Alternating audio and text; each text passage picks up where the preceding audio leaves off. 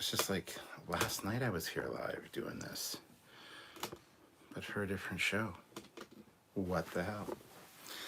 Welcome back, guys. It's time for our Prodigy look at. This is episode 7. Yes, episode 7. And it's first Con-tact.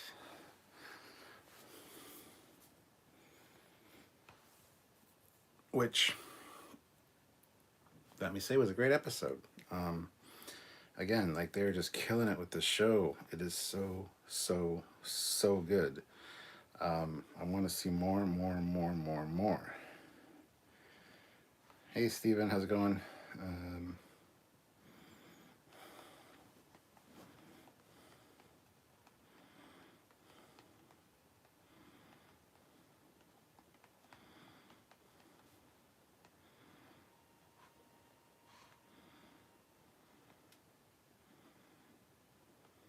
There we go. All right. So let's see. Ozzy's here. Transporter One Famous Rikers Pizza. Extra large. Yeah. Pumpkin Spice says, wait, the Star Wars alien Bart Simpson alien was raised by a Ferengi clothed female daemon? And he does know the Federation. Makes zero sense. I don't think he necessarily knows about the Federation. I don't think she told him that. She did say, you joined the Federation? He's like, I stole one of their ships. He knows about them by now. And this is after this is after the events of DS9 and stuff. So yes, a clothed female Ferengi's fine. And a daemon, I mean, I don't think she's an official daemon, a daemon. So yeah, she's got a ship. So she's the captain of it. Doesn't mean she's one of the official daemons. And that's an official Ferengi ship under their military. So yes, Pumpkin Spice. It makes a lot of sense. Olivia Julius, $10. This show gave me a great idea. Let's beam Precious outside the ship and see how long it takes her to slowly roll down the side. If the Ferengi had teleporters on her ship, why didn't Dal know? Don't know. That's a good question. But yeah, way to almost kill Murph, guys. Good job. Luckily, Murph can survive that kind of thing. Joseph says, I feel like this one was good, but it also felt like a filler episode. I was just getting into it, and then it was over. Pretty classic Trek episode, though. No, I thought it was great. We got a little bit of information as to what happened to Chakotay's crew. Apparently nothing good. That ship was wrecked. And to see Deathlock as the one coming through, very interesting. We're going to have to see how that plays out. Stephen, hello. Geraldine, hello. Captain Casey Stewart, hello. Matt Borman, yes, they seem to get it right out of the gate where the live shows seem to fall short. Absolutely. Totally agree, Matt. Brian, Star Trek. So Brian Keene says Star Trek. Brian Keene. Okay. I am Misi throws in $10. I cannot believe Nick would allow them to show a fully clothed female, a Ferengi female. How scandalous. Nickelodeon. That's pretty funny. I'll have a good drink for that. That's a good one.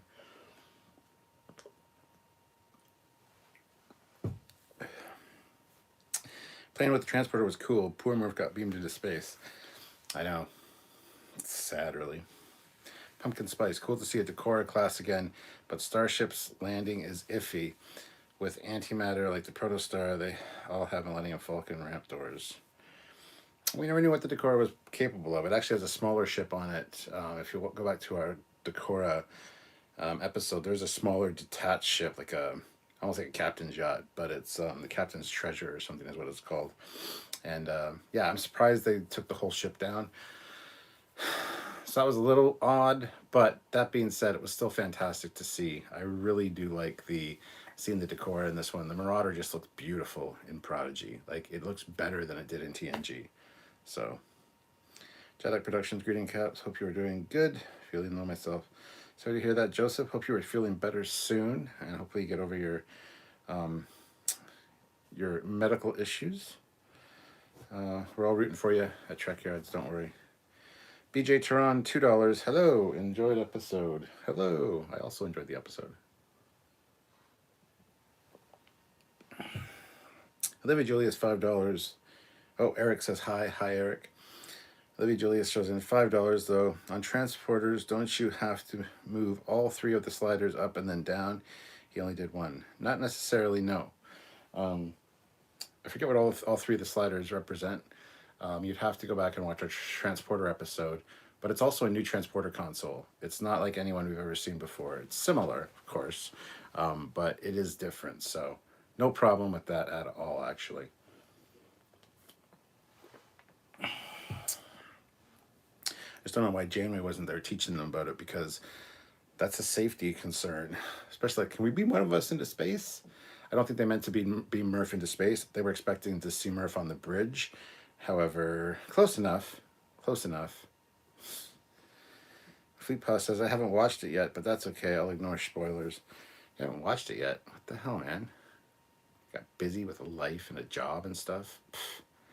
What's wrong with you, man? Just kidding. All right. George Mangrum, I thought it was great. Had to explain transporters and Prime Directive to the kids. Yeah.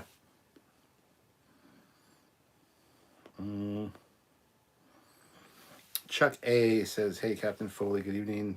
Hello, Jason. Hey, BJ Turan. Love how Trek everything from Federation side of the galaxy looks.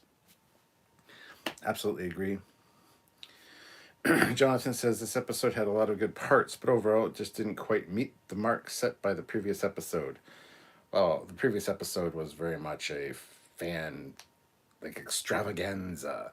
So you're not going to meet that. That stands on its own. That's its own little thing. Each series has kind of that one episode that's kind of like a, would love that episode, but nothing's really going to meet that. So yeah, this one I thought was great. This one felt like very much like a Star Trek episode, a TNG episode, so that's good.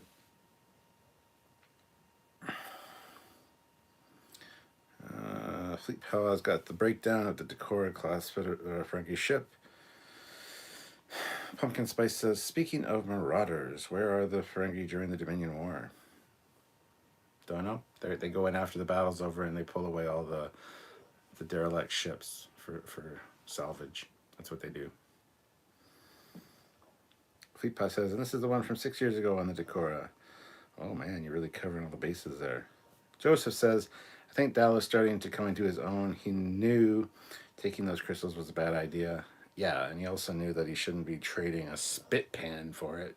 So I thought that was great. The fact that he was conflicted and Zero pointed that out. And then the little talk he had with Gwendala at the end, saying, I don't know if I'll get over it. You know, she was like a mother to me. And Gwendala's like, well, my father did the same thing. He's actually my father. Although not really, she's kind of a clone. But anyway, and she's like, I can't tell you that the pain will go away because I don't know yet. So that was great. They got something more in common now. And I thought that was well handled. Fleet Paw, part 1 of the transporters and part 2 of the transporters. Thank you, Fleet Paw. Pumpkin Spice, does Hollow Janeway have a mobile emitter? And are they waiting for a major injury to introduce the Protostar Doctor? Probably yes. They're probably waiting for something to happen. Does she have a mobile emitter? No, she does not. She couldn't leave the ship in in episode 4 or 5. She couldn't leave the ship. So yeah, she does not have a mobile emitter. And Colin says, good evening, Captain.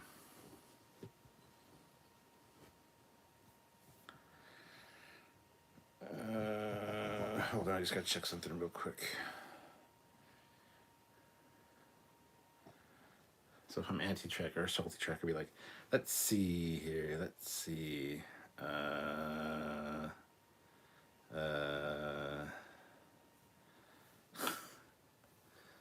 been watching some salty Trekker stuff lately. I haven't watched him in a while.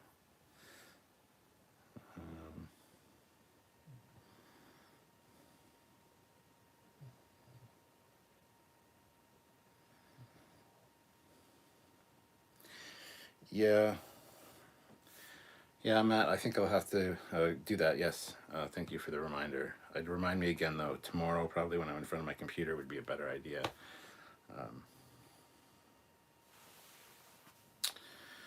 Darthlock, part of the Borg? No, Deadlock's not part of the Borg, for sure. Dustin D. Hi, Captain Foley. Question with time travel. 17 years of the Protostar to 2383. What do you think that the USS Protostar is from? The 2366 or the 2400? I think it's probably from post Voyager time period, but I think it's a Kelvin ship. I think it's a crossed over ship from another universe or another reality, because there's multiple reasons for that. Samuel and myself made a bit of a video on it today, which you'll be seeing probably this weekend. There's a lot of little evidence with the amount of stuff they get canon accurate and prime timeline accurate in this show, and the amount of attention to detail that they show and the care they take with things. There's a few things that stand out as being really like they're hinting at something, and so we go into that. So I think it is post Voyager, or even further in the future, perhaps. Maybe came back from another time traveled, like much like in A Mirror Darkly. It not only time traveled, but it crossed a dimensional plane, and maybe Starfleet found it, and everybody on board was dead or whatever. They retrofitted it, and they thought they would use it, and that kind of went horribly wrong. It's kind of the vibe that I'm getting. So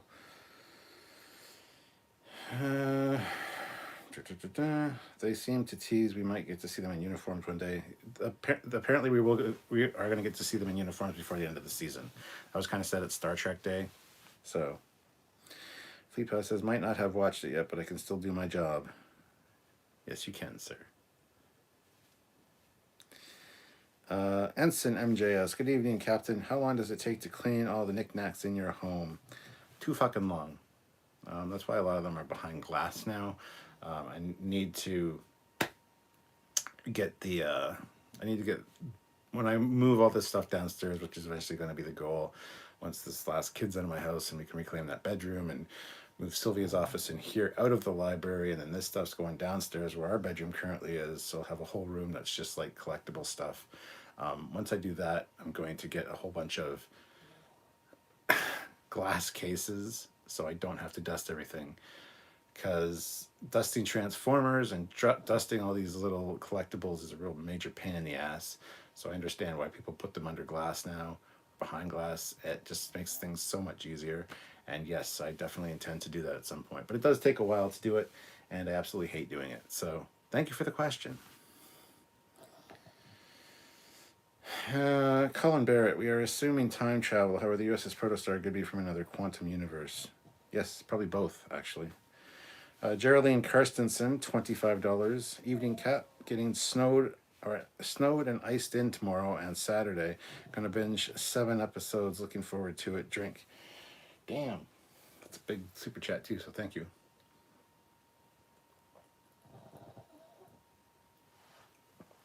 It's a very binge-worthy show, and actually, in retrospective, the Discovery season 1 and 2 are also very binge-worthy. Discovery is a much better binge show than it is a week-to-week show, because I've gone back and I'm like halfway through, well, I'm more than halfway through season 1 of Discovery, and it's much better as a binge watch than it is as a week-to-week show. So yeah, this one's awesome, and this one will be very binge-worthy for sure. Shorter episodes and just really great storytelling. So enjoy. Do you think the Ferengi women came through the Gamma Quadrant wormhole? Possibly and probably. Excuse me. Deadlock escaped from his keepers in the Bay Area, a ranch north of San Francisco.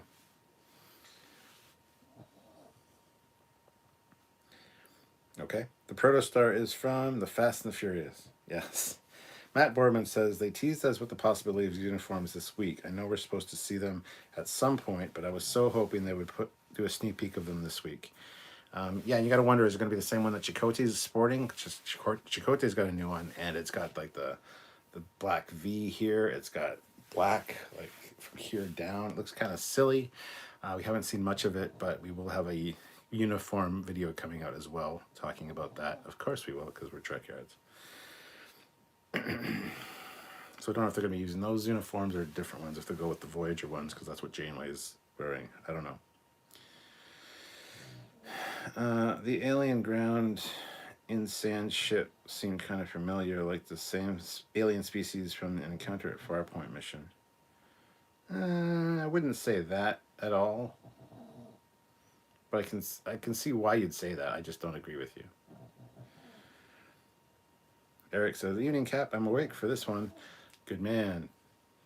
Good to see you." Ozzy says, "Was the alien from the TOS animated series on the planet? My allergies are killing me." No, it was not a animated series species at all.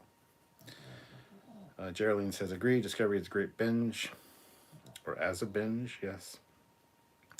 Trekyards or dystopian guy says, "Hey, Cap.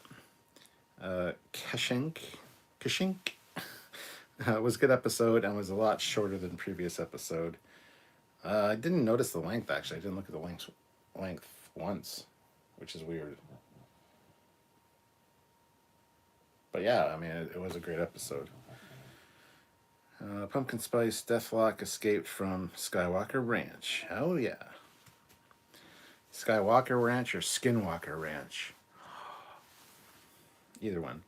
Dustin D. Could the USS Protostar have slipped from the Kelvin universe to the Prime Old Trek universe around 2387 Kelvin timeline and got transferred to other Prime timeline 2387? Anything's possible, man. It's Star Trek and it's sci-fi, so absolutely anything is possible.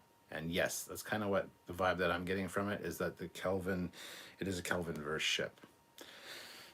So, but we have a video coming out about that. We'll talk about that. Shane Ackery, $2. I've been rewatching Trekyards reviews of Discovery Season 1. And how do they hold up, Shane? I will have a drink for that. So cheers. Thank you so much for checking out the older content. If you guys haven't, go watch it. It's cringeworthy, some of it, especially like our first year or two. But, it is what it is. We had fun, and we still do. So go watch it if you're able to. Let me know if it holds up.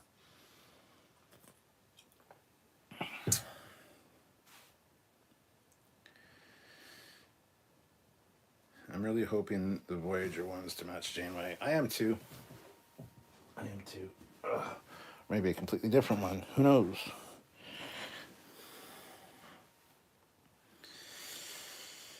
Colin says, at least they decided not to go with the traditional female clothing fashions. Oh, I wish they would have. I've never seen a naked female Ferengi. I want to see what that looks like.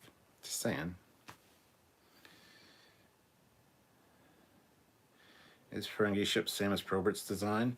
Yes, almost exactly. There's a few small little changes they made, but again, Trekyards, we're going to be doing a side-by-side comparison with an actual Marauder, so. Is Kirk and the Romulan commander friends in an alternate reality, the mirror universe? Maybe.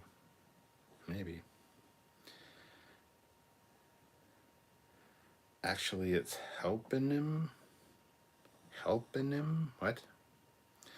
Eric says, it's a kid's show. Can't have a naked Ferengi. Scandalous. Well, I think for the Ferengi, it's more scandalous to have a clothed female. But yes, you're right. Thomas Hill says, good evening, gentlemen. Good evening, Thomas. Pumpkin Spice says, drinking pomegranate Mountain Dew. Fantastic. Haven't tried that. You guys have a bunch of different Mountain Dews over in the States. I think you can find Mountain Dew here, but we don't have like 23 fucking flavors or more.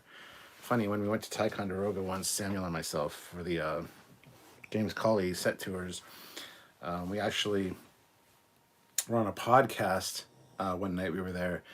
Some guys from Quebec, and we bought a bunch of Mountain Dews and did a Mountain Dew taste test, which was really fun, because, yeah.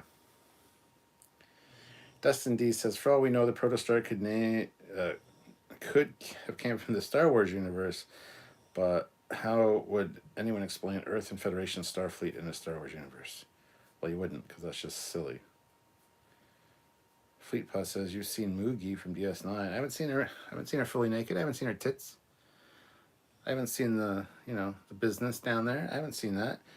I'm sorry, I just haven't. You kind of see her partially, but I mean, whatever. That's like, it's not nude. Thomas Hill says, so Captain, I thought it was both of you. Thought what was both of us? This review? No, that's tomorrow night. That's tomorrow night at 5 p.m. Eastern Standard Time. These Thursday night first reaction videos are always just me. Shane Ackrey says, helping me change my own views about season 1. I see Commander Clocking's points more clearly. We should we see how good it can be, but the first few shows aren't as good as I remember. Oh fuck. On my rewatch of Discovery, those first 2 episodes are rough, man. They're fucking rough. They're not as bad as or they're not.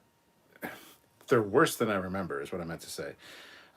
Episode 3 is where it gets good, where you get introduced to Lorca and Stamets and Tilly, and season 1 Tilly, for the win, just for the record. But yes, they should have started with episode 3. Episode 1 and 2 were bad. They were just bad for so many reasons.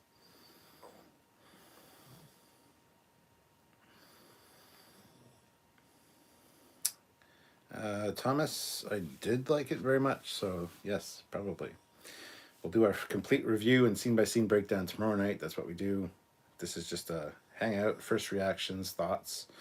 That's what this is, just a hangout. Chuck A, I'm looking forward to your Ferengi ship comparison, Captain. Thank you. That'll probably be on Saturday. I think that's when Samuel will release it. Eric Martin, I wonder if the Protostar's ability to time travel, even if it was an accident, is why the Diviner wants it, because the last episode indicated his race has died out. Possibly, yes. I think that might be the case. J.L. Young, Mountain Dew throwback is the best. One famous Riker pizza transporter energized the Super Captain Foley's house. That pizza looked disgusting. Was it pizza or was it pie? I thought it was pizza. I thought it was deep dish pizza at first. But going back and looking at stills of it, it looks like apple pie. So I don't know what it is. But either way, that's too thick for pizza. That's not good. That's not good for pizza. But yeah, I think it's pie. It's actually pie. They do call it floor pie, but they got pizza pies. So yeah. But I think it's actually pie, and that would be better, because any pizza that's thick is disgusting.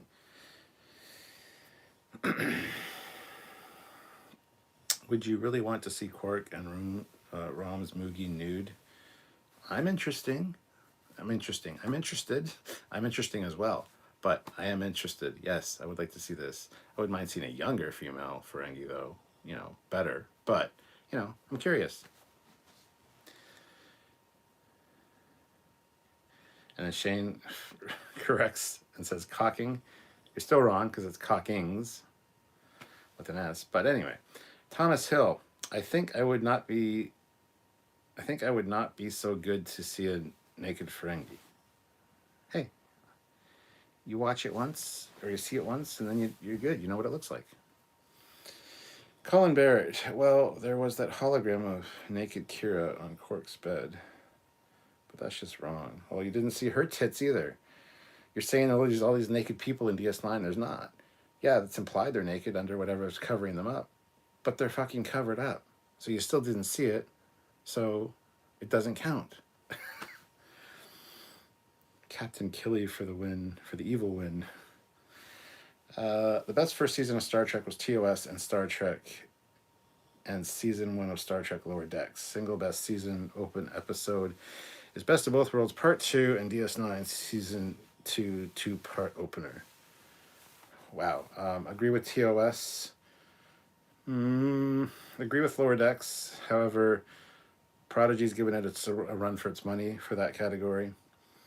Single best season opener episode was Best of Both Worlds Part 2.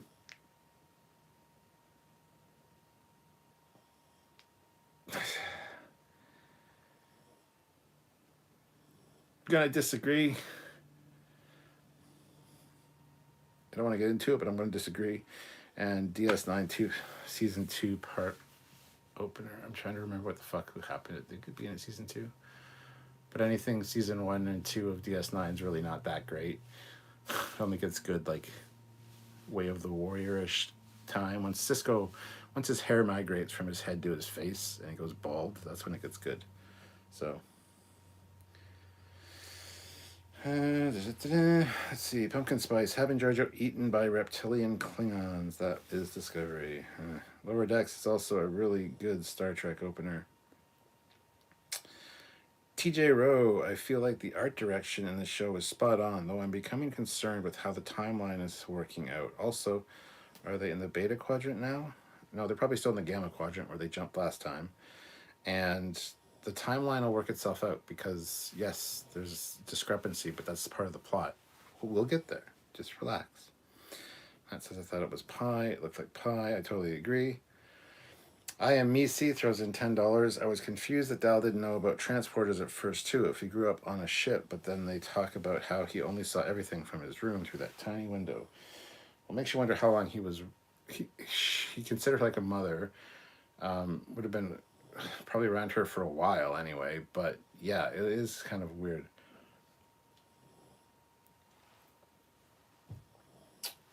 But to be fair, she could have just not told him everything. Don't know. And is she the only one on the ship? Does she have a crew? It doesn't appear she has a crew, but that's a big ass marauder with all the fucking lights on. So I got the feeling that there was no crew though, but there should be a crew for a ship that size. So I don't know. That's a little indiscrepancy ish. Eric Martin says it's Alaskan style pizza. Well, it's wrong then, because that just looks disgusting. Colin Barrett, I have a rule with food: never eat anything you can't identify. That was a good rule. Yes. General Grievous throws in $2. It's Neelix better than pizza. Trademark. Good to see you, General Grievous. Thomas Hill, no, 3 boob. Procyon, crazy how within 7 to 8 years of the Nagus liberalization policies, there's already a female daemon. Okay, she's not an official daemon. I guarantee you she's not endorsed by the fucking Ferengi military. She probably stole that ship. She's in the Gamma Quadrant most likely, which I think she's just a rogue. She somehow got a hold of that ship. She's not a daemon, and she's not an official daemon anyway. I can't even remember if she had the daemon tattoo on her head. I don't think she did. Maybe she did. I don't know. I can't remember. But yeah, it's fine. It's fine. Pumpkin spice. The USS Stargazer saucer section looks like a deep dish pan, pizza pan. Set course to Pizza Hut. Josh says, what do you think of the episode Genesis? I feel that Starfleet should use this in terraforming and then studying the evolution of a planet. What do you think of the episode Genesis? Which episode is that?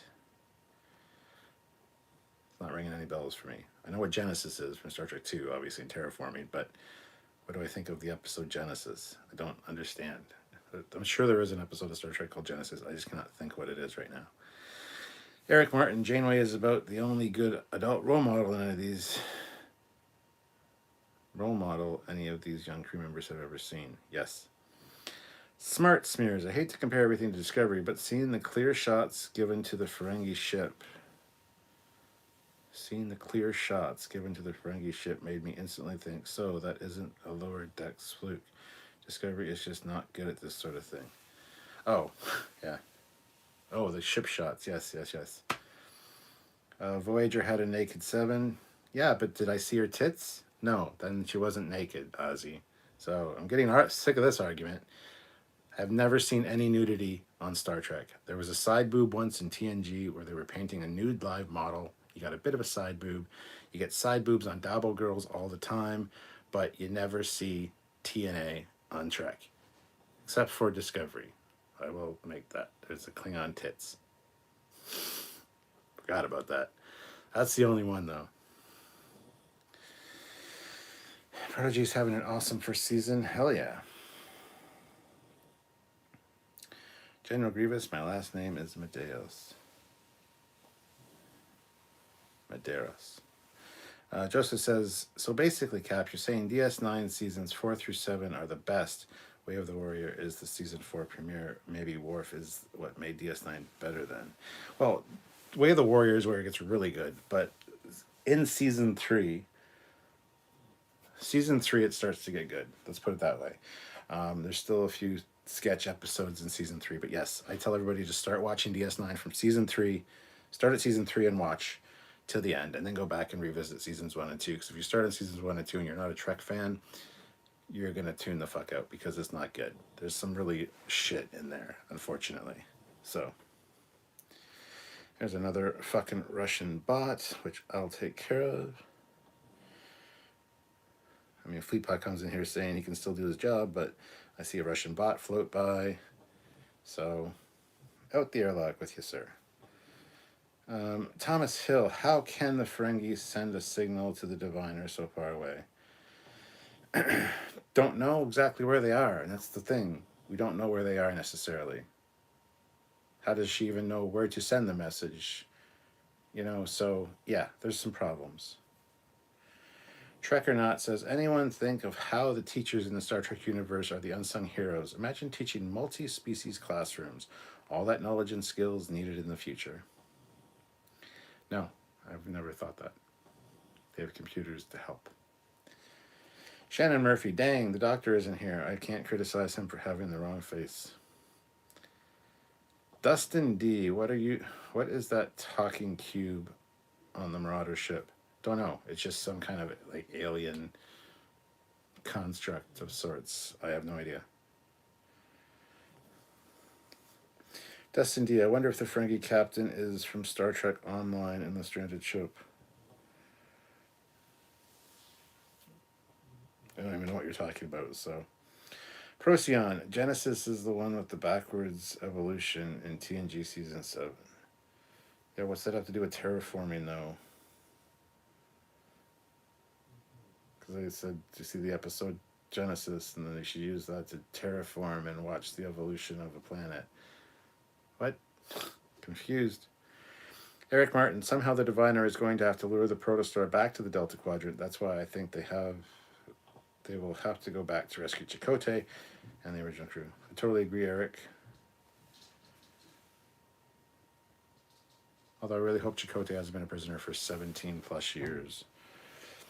Fleetpaw puts in $2. Genesis is the one with the Spider Barkley. Thank you very much, Fleetpaw. Still makes no sense in the context of the message that was left.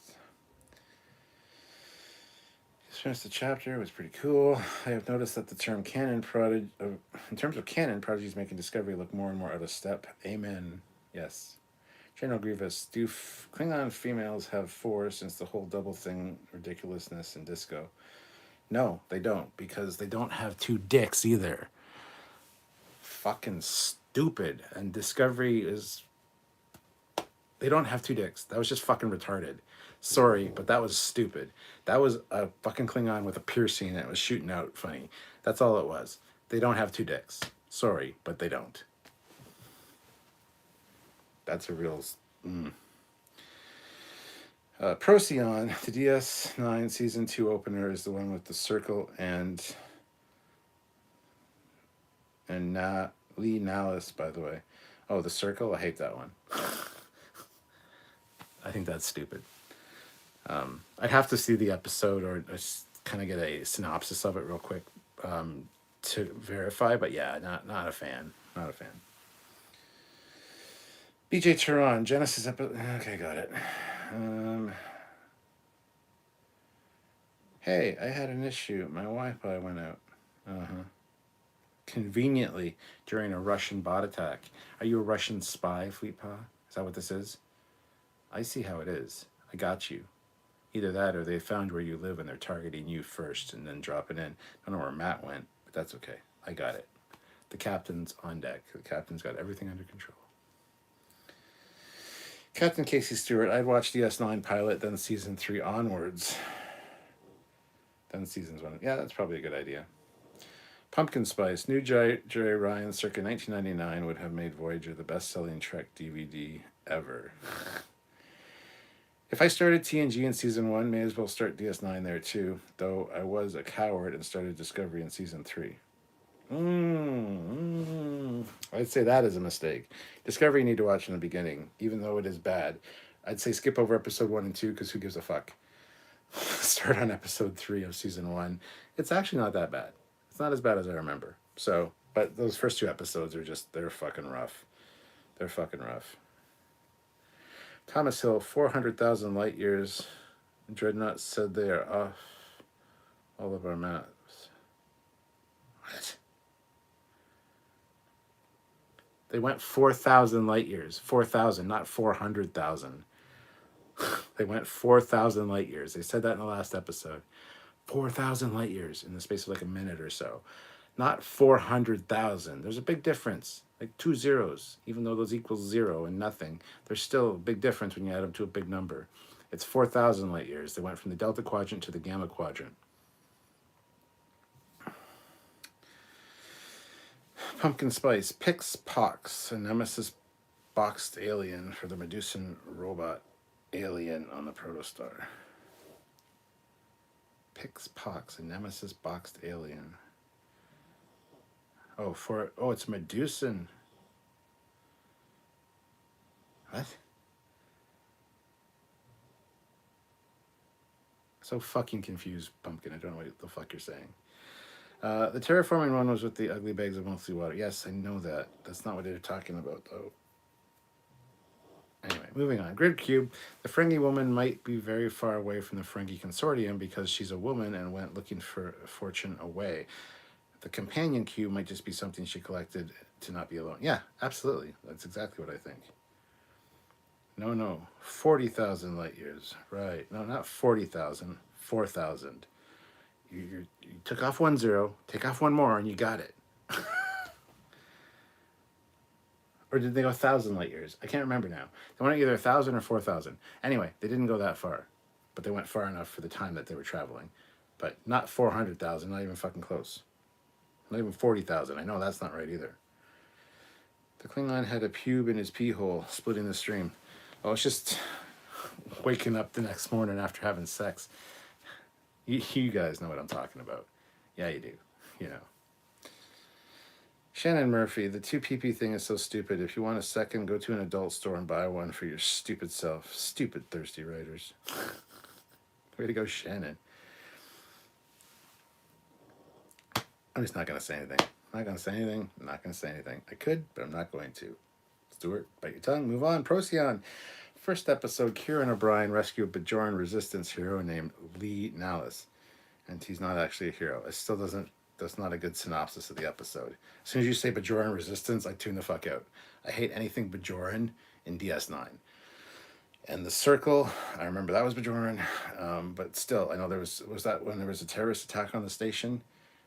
I still don't care. So, but that's not a good synopsis of the episode. They rescue a Bajoran resistance heroes, and like, I don't, okay, sorry, I just don't care. Eric Martin, $5. Have a drink on me, but please don't get so close to the screen. Oh, good God. If you send me money every time I get close to the screen, I'll get close to the screen. So, thank you, Eric. And Sylvia Parasha, Trekyards rules you.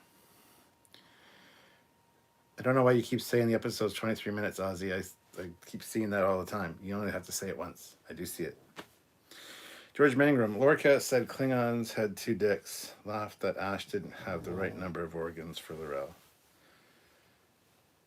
Well, it doesn't change the fact that they don't have 2 dicks. They never did. Go look at any of the Starfleet medical reference or reference medical manual. Have it in the other room. Go look at the Worlds of the Federation. It's never, ever, ever, ever fucking discussed. They have redundant organs, but that's not an organ. As much as people might like to play it like an organ, it's not an organ. They never, ever had 2 dicks.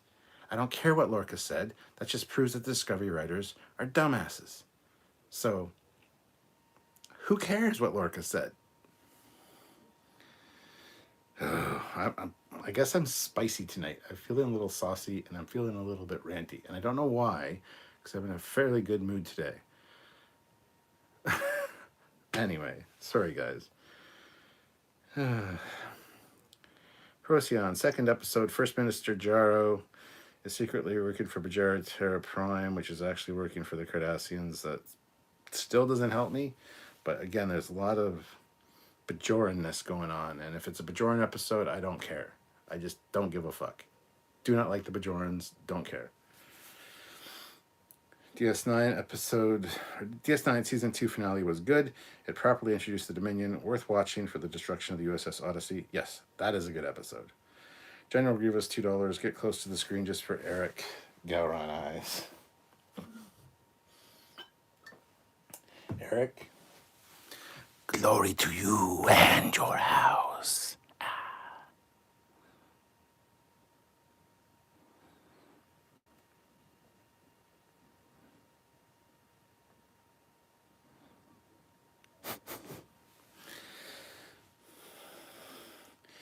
In Russia, vodka drink you. Thomas Hill, thank you. Thank for the correction. I don't know what I corrected you on, Thomas. Sorry. I can't remember. I'd have to go back and look. But Steven says, Jesus, 400,000 light years would be twice the size of the galaxy. Right? Procyon, third episode. Kira and Dax fly to Bajor to prove the circle is working for the Trekyards while the main crew camps out in the Jeffries tubes. Again, still not ringing a bell. Probably because of the whole Bajoran thing. I just don't care. Shannon Murphy, what can I say? I'm a hoot. Again, I could say something else there, and I'm just going to bite my tongue, Shannon. I don't know what it is about you, but you bring out the worst in me sometimes. What's the plural of hoot? Hooters? Ha. Yes, moving on. Eric Martin, 4,000 light years, and I think from Voyager, 1,000 light years is about 1 year at warp. Yes, because they're about 70,000 light years from Earth, and yeah, it was going to take them 74 years or something to get home. So, Grid Cube, is this the first time we see the complete text of the Prime Directive? I can't remember ever seeing it before. It's a good question. I want to say no. But probably seen it that close and that legible, maybe. Yes. BJ says 4,000 light years is in the wrong direction, up or down the z-axis or the x-axis. Takes you clear out of the galaxy, which is only 1,000 light years deep, despite 100,000 light years across. Procyon, yeah, the Bajorans really sucked. Good man. Smart Smears, season 3 seemed like it would be a good jumping off point, and I've understood fine. I just didn't want early discovery to be some of the earliest impressions of the Trek franchise.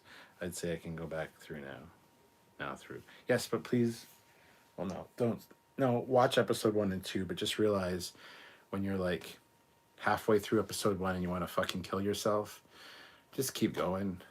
You'll get through it. And then episode 2, it's got a few good moments.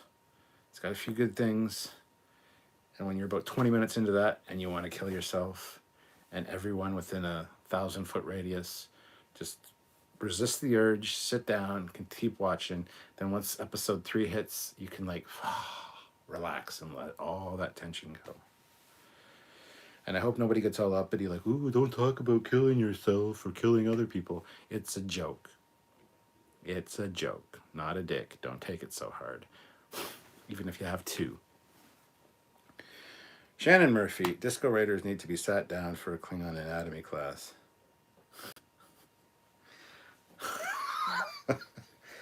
I was just thinking of what you said earlier about buying one that straps on, so you got 2, because, I might have one downstairs, I don't know. But anyway, yeah, they need to be strapped down in a room and have that used on them. Anyway, I'm going outside the realms of where I should go, so I'm going to stop right there. But yeah, they need to figure it out that just because they say it's so doesn't mean it's so. We have 50 plus years of history with this franchise and this universe and this galaxy and this timeline. Why don't you fucking do your research and not be complete assholes and just invent shit for the sake of inventing it? How about that? That's what they need to be told. The Circle of Bajoran thing was funded by Deep State Cardassians. Still don't care. Jason, oh, this might be my favorite Prodigy episode so far. It was really pretty. Yeah, it was a great episode for sure. Sorry, not sorry, Eric. Pumpkin Spice. Did they ever reveal Odo's Cardassian contact he had to meet in secret? Probably. I don't remember. Donnie. Hello, Donnie. Eric says, looks like you have healthy retinas. Shannon says, how much would a woodchuck chuck if a woodchuck could chuck wood? 15 chords in an hour. That's the answer, Mr. Spock. BJ Tehran, I like the Bajorans in the first hour of Disco, but then I watched too much politics on cable news. Same goes for The Expanse. Oh, yeah. The Expanse's politics is bullshit, especially in season 1 and season 2. Season 3 is really great. Season 3 is a fantastic season of The Expanse. That's science fiction. That's done right. Season 4, kind of goes off the rails. Season 5 is not so bad. Season 5 is pretty good. Season 6 has been really good so far. There's apparently one episode left, so... Video pause. Continue. Yes, fucking continue watching. Why would I not continue watching? Did I tell you to stop? Fuck's sakes. I am wonderful. Thank you, Donnie. Good to hear you're wonderful. Captain is saucy. Yeah, fucking right. I am saucy. Saucy, like a deep dish pizza.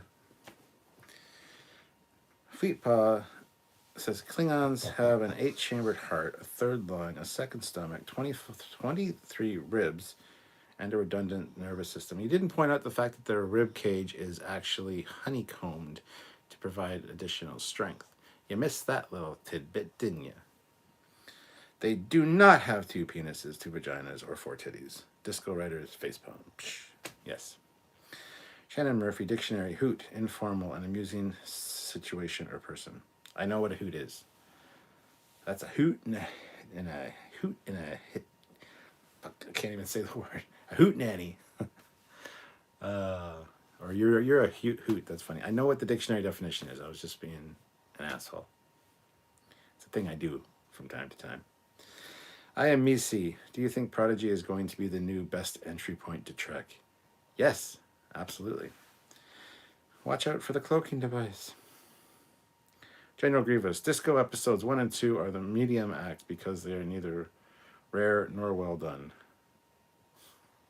Okay. BJ Tehran. My favorite episode of Disco was the one where Harry Mudd tries to kill everyone. Sad he failed at the end. I just watched that one. Magics to make the sanest man go mad. And yeah, he kills Lorca like 57 times.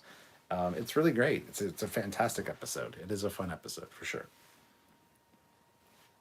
And Tilly in that episode, Tilly at the party, oh, yes. And we get to see her multiple times because of the time thing. And please don't kill Tilly. I mean, now you can kill Tilly. I really don't care. But season 1 Tilly, don't kill Tilly. Thomas Hill says, well said, Captain. Well, I'm way behind in the chat, so I don't know what I said that you're saying well said for, but thank you. A Worf-branded Klingon strap-on downstairs. It's not Worf-branded, but barbed for her pleasure. Honestly, I follow my favorite TV show, especially past and present Star Trek shows. Hello, everyone. The Ferengi Marauder was nice. It was great. Donnie Pearson says, anytime, Cap. Good to see you, Donnie. Thank you for joining us again. Hope you are well. And yeah. Gotta go. Have a good night, Captain. See you later, Thomas. Thank you for coming in.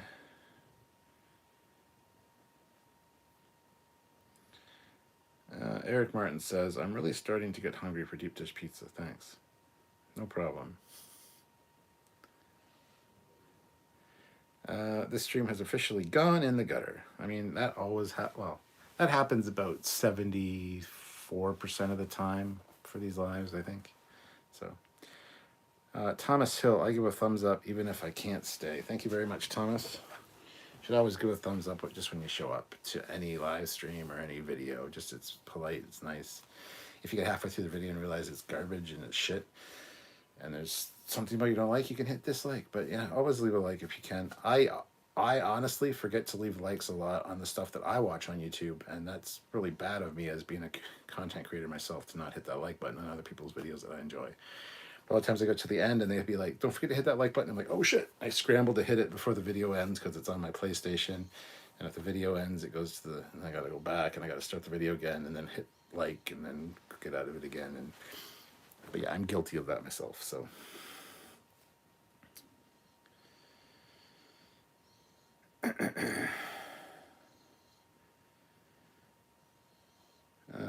Is this your first late night, Shannon? I always wind up. It always winds up here. Oh my god. No, Shannon's been around for a long time. She knows. Just Fleetpaw, ask Shannon how I like my Janeway hair, and she'll tell you. She knows.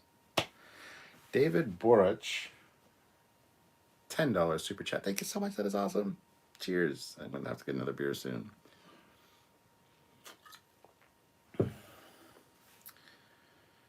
How about some strychnine? You guys are all having a discussion on how to kill people. BJ says, you're also lucky in Canada that you have no politics and all watch the CBC and sing Kumbaya in English and French. It's just like the Enterprise D up there in the far north. Okay, well, first of all, we do have politics. We just don't care. Secondly, we don't all watch CBC. There are one or two good shows on CBC, maybe, if you're lucky. But singing Kumbaya, Kumbaya, my lord, Kumbaya. The last time I sang that was in Sunday school, which was like 1,000 lifetimes ago. In English and French. French, I'm not a fan of French. Our fucking Canadian anthem is like every second verse is French now for some reason. I still remember the full English version, so... But yeah, I'd say we're more like the Enterprise D than you guys are. General Grievous says, with all this talk of strap-ons, it gives irony to your shirt cap, right?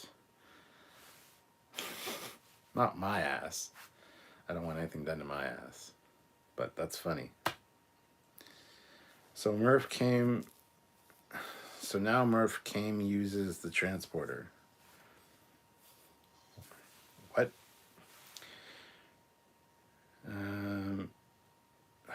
Every day we drift further from the light. I wish Canada was that nice. Right now it's cold. Yeah, it's pretty cold. Shannon says, go ahead and ask me, or he'll say it. I'm not going to say it. Okay, spill it, Shannon.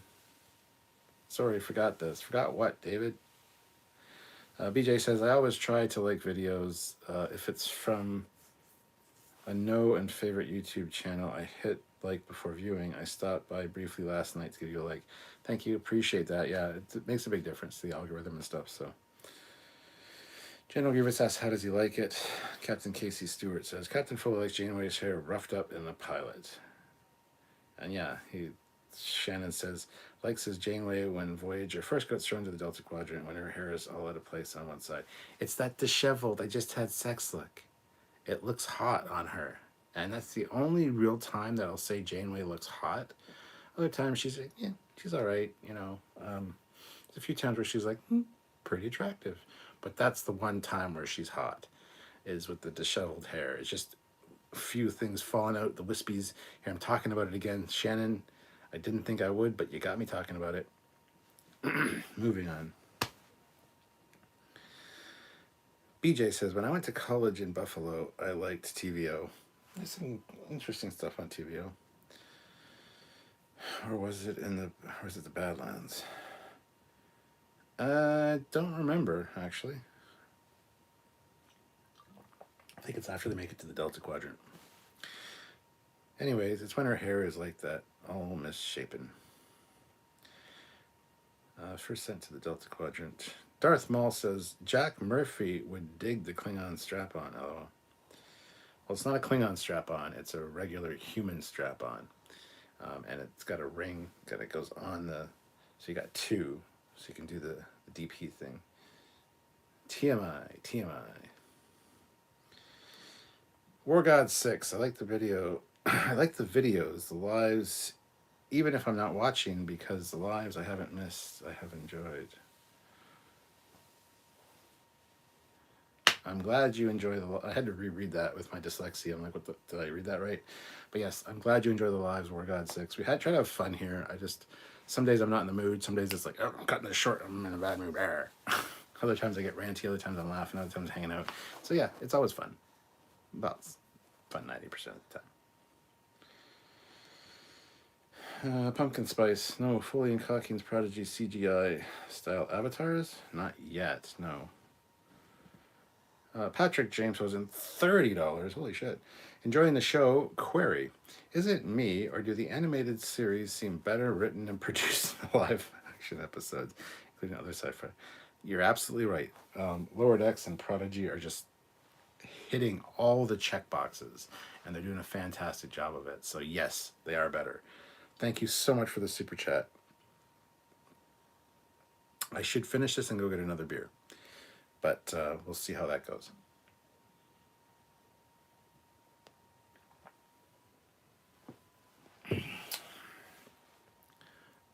Will I need another one? I don't know. Ooh, Janeway in Victorian garb.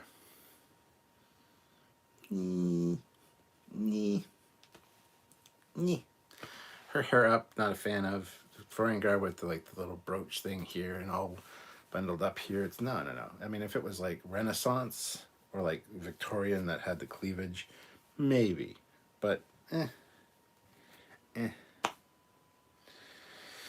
used Merc to see if the transporter is working. Yes, they did. Let's test it on something alive.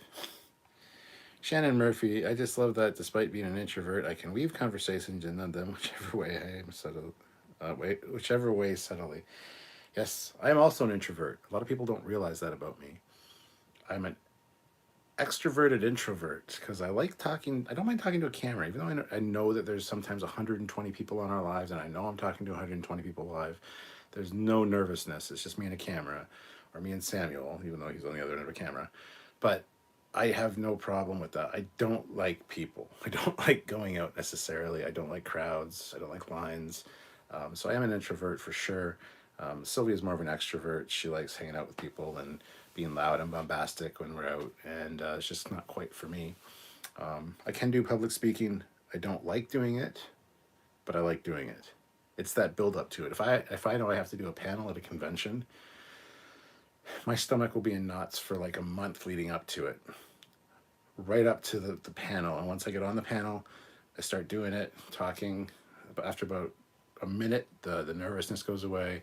You get into it, you do this, and also you've been talking for an hour, your panel's over, it's time to get off the stage, and you get off and you're like, is that it? I want to do more. I can do more. That was really fun. Every time it's the same. The build-up is nerve-wracking, stomach churning. Getting on stage, setting up is sometimes nerve-wracking. Looking at the audience for the first time. But then once you get rolling with the topic, boom, it gets good. And yeah, there's the odd time you get a little nervous when you stumble or you can't remember what you're going to say next or whatever. But generally, I have a really good time when I'm up there doing panels. So am I an introvert? I don't even know anymore. I'm confused now. So anyway, that's this whole thing about being introverted. So there you go. Grant McGregor. I found my problem with this episode was the placement of people and dues. Like stepping off the ship, then being 100 feet into the desert. Also, the size of her lobes felt weird. Well, she was female. They do have smaller lobes generally than Ferengi males, so I don't know if you're referring to they were too small, but they seemed right to me. But Fleetpaw says, on the other hand, I think I'll take the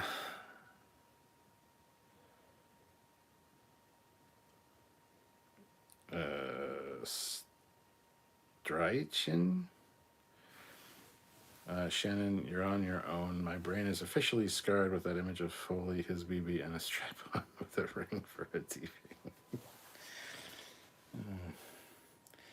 Shannon says it's kind of like how Star Trek has been, aside from Rogue One, the movie, or Star Wars has been. Aside from Rogue One, the movies have sucked compared to the shows. Clone Wars and Rebels were so good. Janeway Borg hot? Just kidding. Yeah. Or disheveled Victorian garb. That might work. That might work. Maybe. Matt Boardman, I've always wanted to give you a call, but I've held off for that reason. LOL. Oh, like to talk to me? Yeah. My phone will ring and I'll watch it ring and I'll be like, uh huh. And if I know who it is, as soon as it's done ringing or as soon as I ignore it, I go to the text message or the messenger on Facebook and I just send the GIF of T'Challa, the animated GIF of King T'Challa from Black Panther, where the whoever it is bows and he's like, "We don't do that here. You don't just fucking call me. You text me and say, do you want to talk?" Or you text me and say, do you want to talk tomorrow? Or you text me and you just talk to me via text.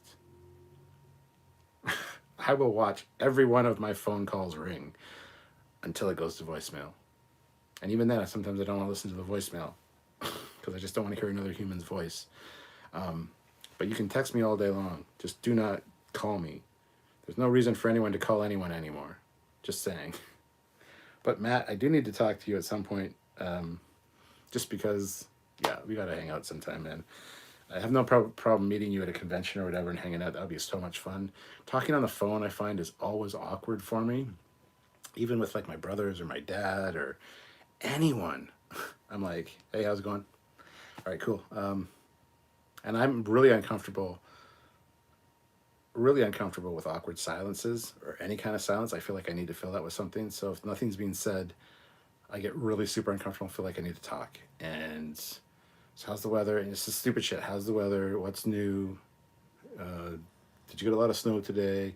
Or if it's in the summer, did you cut your grass? Like stupid shit. Like it's not even worth talking at that point. I'd much rather have a text conversation where I can actually say what the fuck needs to be said and then kind of joke around. Or sitting in person's obviously different. That I can handle. But on the phone, there's something about it. It's just fucking weird and awkward. Don't call me. Just don't call me.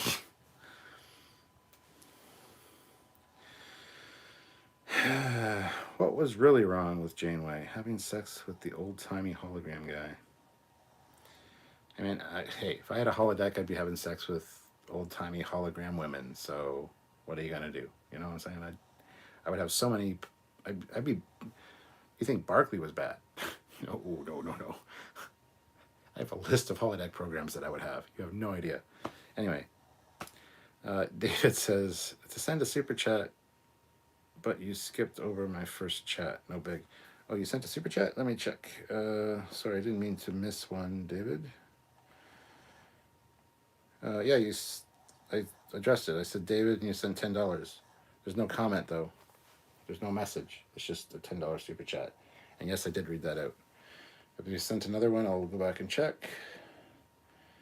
Eric, General Grievous, IMEC, Shane. Yeah, you didn't leave a message, so there's nothing to read, man. Sorry.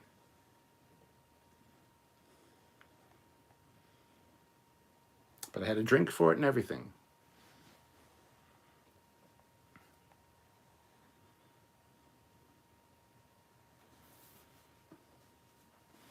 But David, if there's anything you want to say that you wanted to say in the super chat, just put it in the general chat and I'll read it, obviously, when I get there. Just let me know that this was your super chat message or something, because, yeah, there's no super chat message showing up. So, Captain Casey Stewart, not saying Janeway is hot, but I do prefer her hair up. It looks better to me, just my opinion. Oh, her hair looks good up. It looks better than her short hair. But when it was up with like some curly strands hanging out, oh, still my beating heart. Eric says, how about either Janeway or Tilly in the Return of the Jedi slave girl outfit? Well, Tilly, for sure. I'm not attracted to Janeway. I don't think she's attractive. But just that one scene, just that disheveled hair look, she looks really sexy. But Tilly just looks sexy like 90% of the time. So, you know. Shannon Murphy, I'm sort of like that. I can be social if you get me talking, especially if the subject is something I'm passionate about, or if I have a window to make a witty remark. Marvel Cuphead is here. Hey, everyone. David says, hashtag short-haired Janeway. Captain Casey Stewart, Hashtag Janeway hair up. General Grievous, introvert. Also, I have the same love-hate relationship with public speaking. People, when they first meet me, think I don't like them because I don't say much, but it's more of getting to know them first. Oh yeah, even with my friends, when Sylvia and myself go out with friends, I'll sit there and I'll listen to everyone else have a conversation. I'll say the occasional thing, but I'm very much like Kirk in Space Seed, where I just sit there and observe as my first officer, or in this case my admiral, Admiral Sylvia, goes on the attack and talks, and I just look for weaknesses in everybody's. I don't talk much.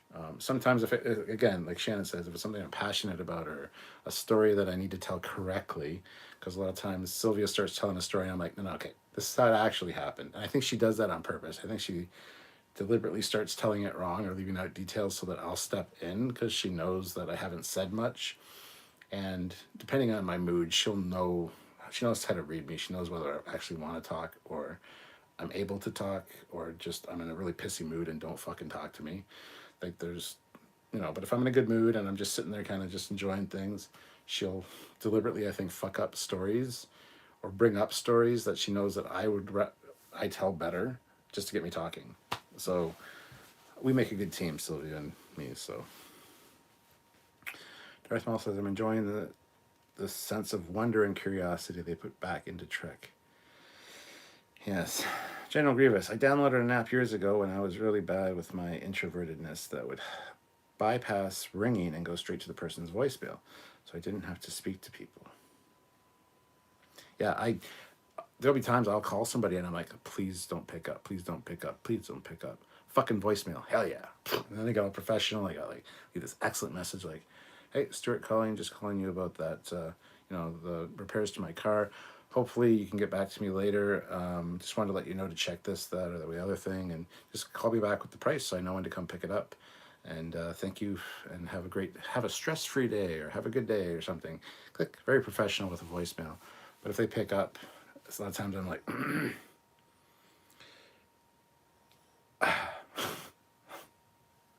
sometimes I'm good, sometimes I'm not. And I like throwing people off. If I'm not feeling up to talking, but I need to call somebody, and it's like a business, and they're like, thank you for calling so-and-so, how may I help you? I say, hey, how are you doing today? And that throws them off. They don't expect people to do that half the time because usually people jump right into their business.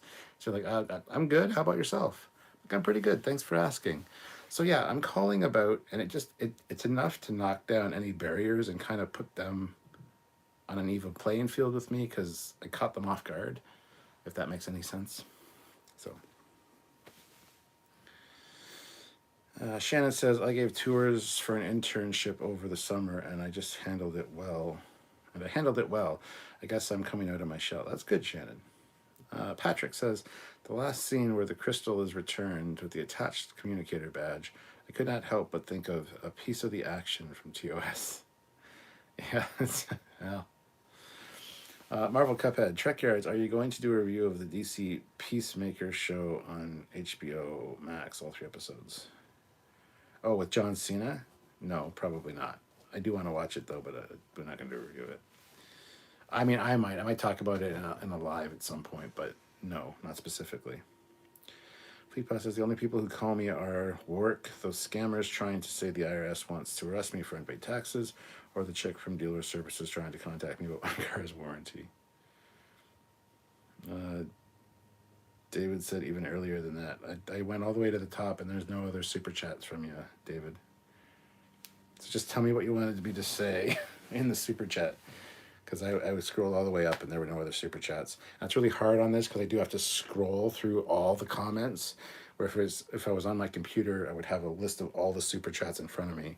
But I did go through and I didn't see your super chat, so I apologize.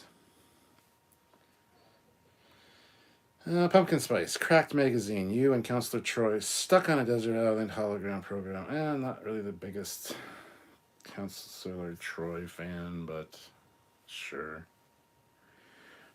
Foley would be having so much sex with old-timey hologrammy women, or holodeck women, that he would get hollow syphilis and need to have hollow warts removed. LOL.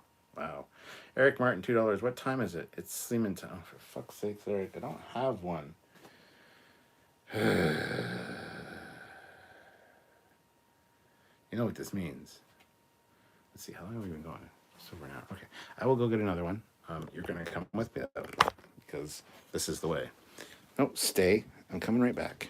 All right, let's go get a beer.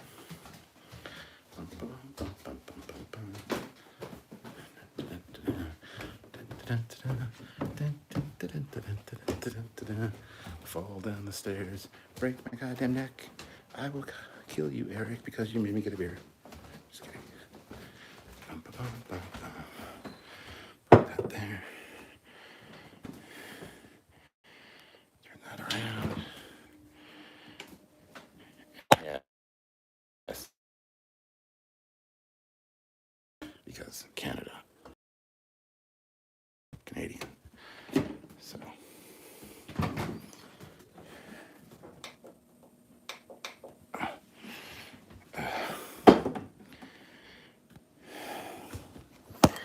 Sit you down and open the beer.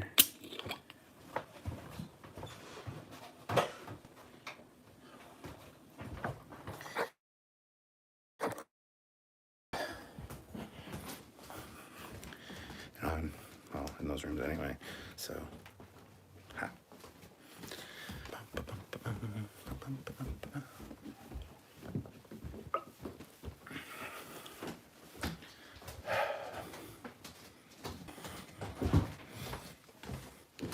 Not done my live. You might want to keep her in there.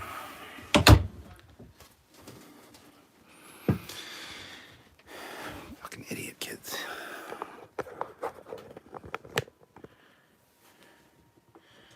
There. All right. I had a sip coming up, but I'll have another one, Eric.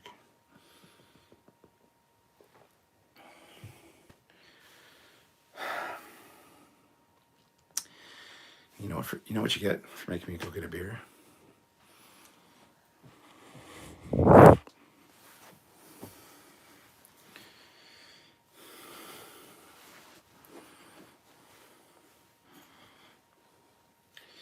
Shannon says short hair is better.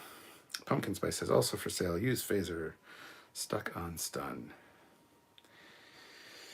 Shannon Murphy, for those still wondering, here it is. Here what is? What? Eric Martin, don't forget Ashley Judd of Tashiar. Ashley Judd of, or Tashiar. Tashiar, not a fan. Not a fan.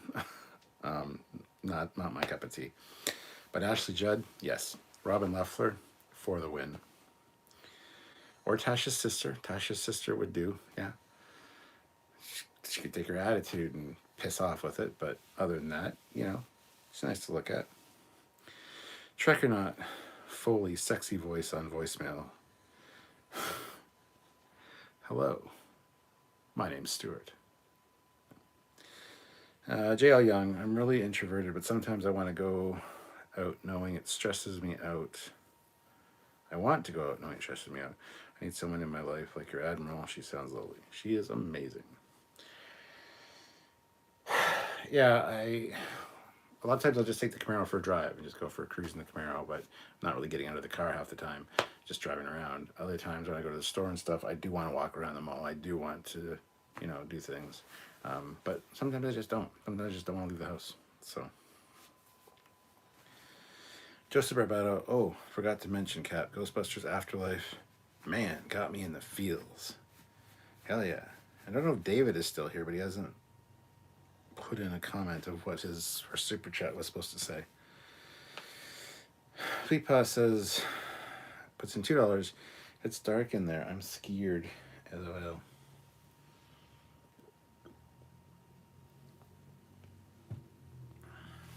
Terrible remake of the first movie. Terrible remake of what movie? There is no Dana, only Zool. Well, when I opened my fridge, nothing yelled Zool at me, so. You forgot to call him by his name. Quiet. Oh, yes, I'm sorry. Stanislav Kostarnov. Hope I said that. I butchered your name and I apologize.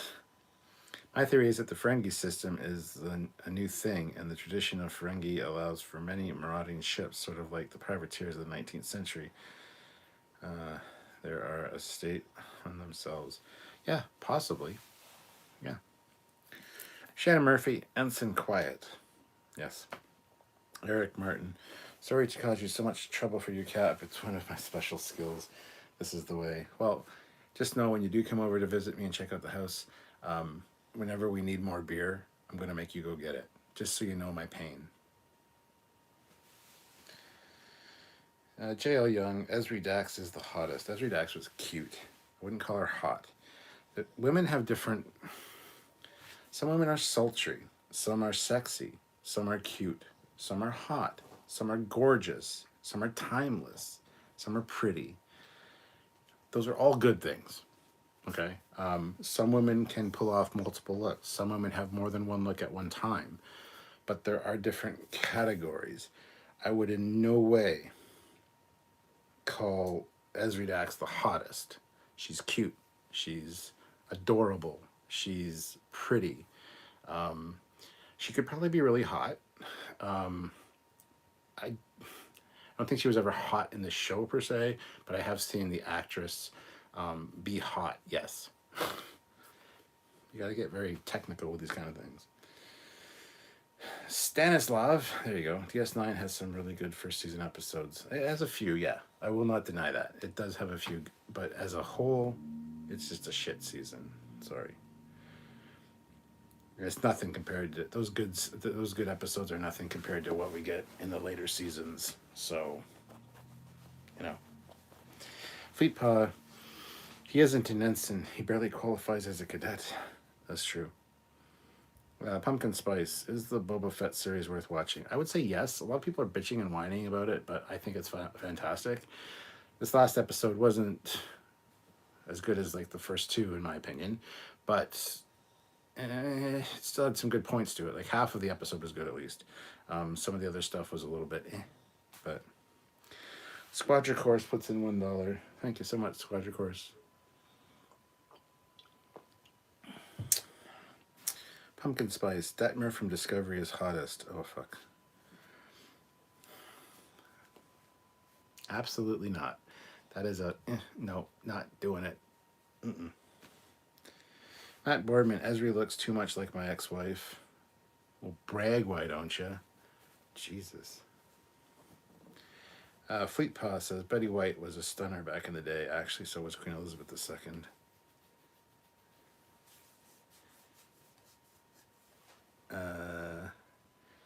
You okay, Fleetpaw? Betty White wasn't. I wouldn't kick her out of bed for eating crackers. Queen Elizabeth, though, was just...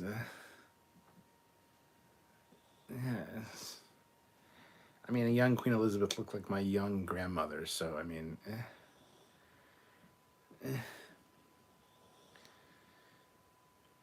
David says, too long of a chat to read. Sorry again. It's not, don't be sorry, David. Sometimes I do miss a super chat here and there. Usually the person that did it or the moderators will tell me that I missed one. I scrolled back up. I did not see another one from you. All I saw was that $10 one that had no comment. So I really apologize. It couldn't have been that long of a chat. What was the amount? Because if it's only like a $5 one, it's not that long of a character limit. So it must have been a non-super chat, but I try to read almost everyone that's relevant when I'm doing these lives. So I'm sorry if I missed it. Sorry.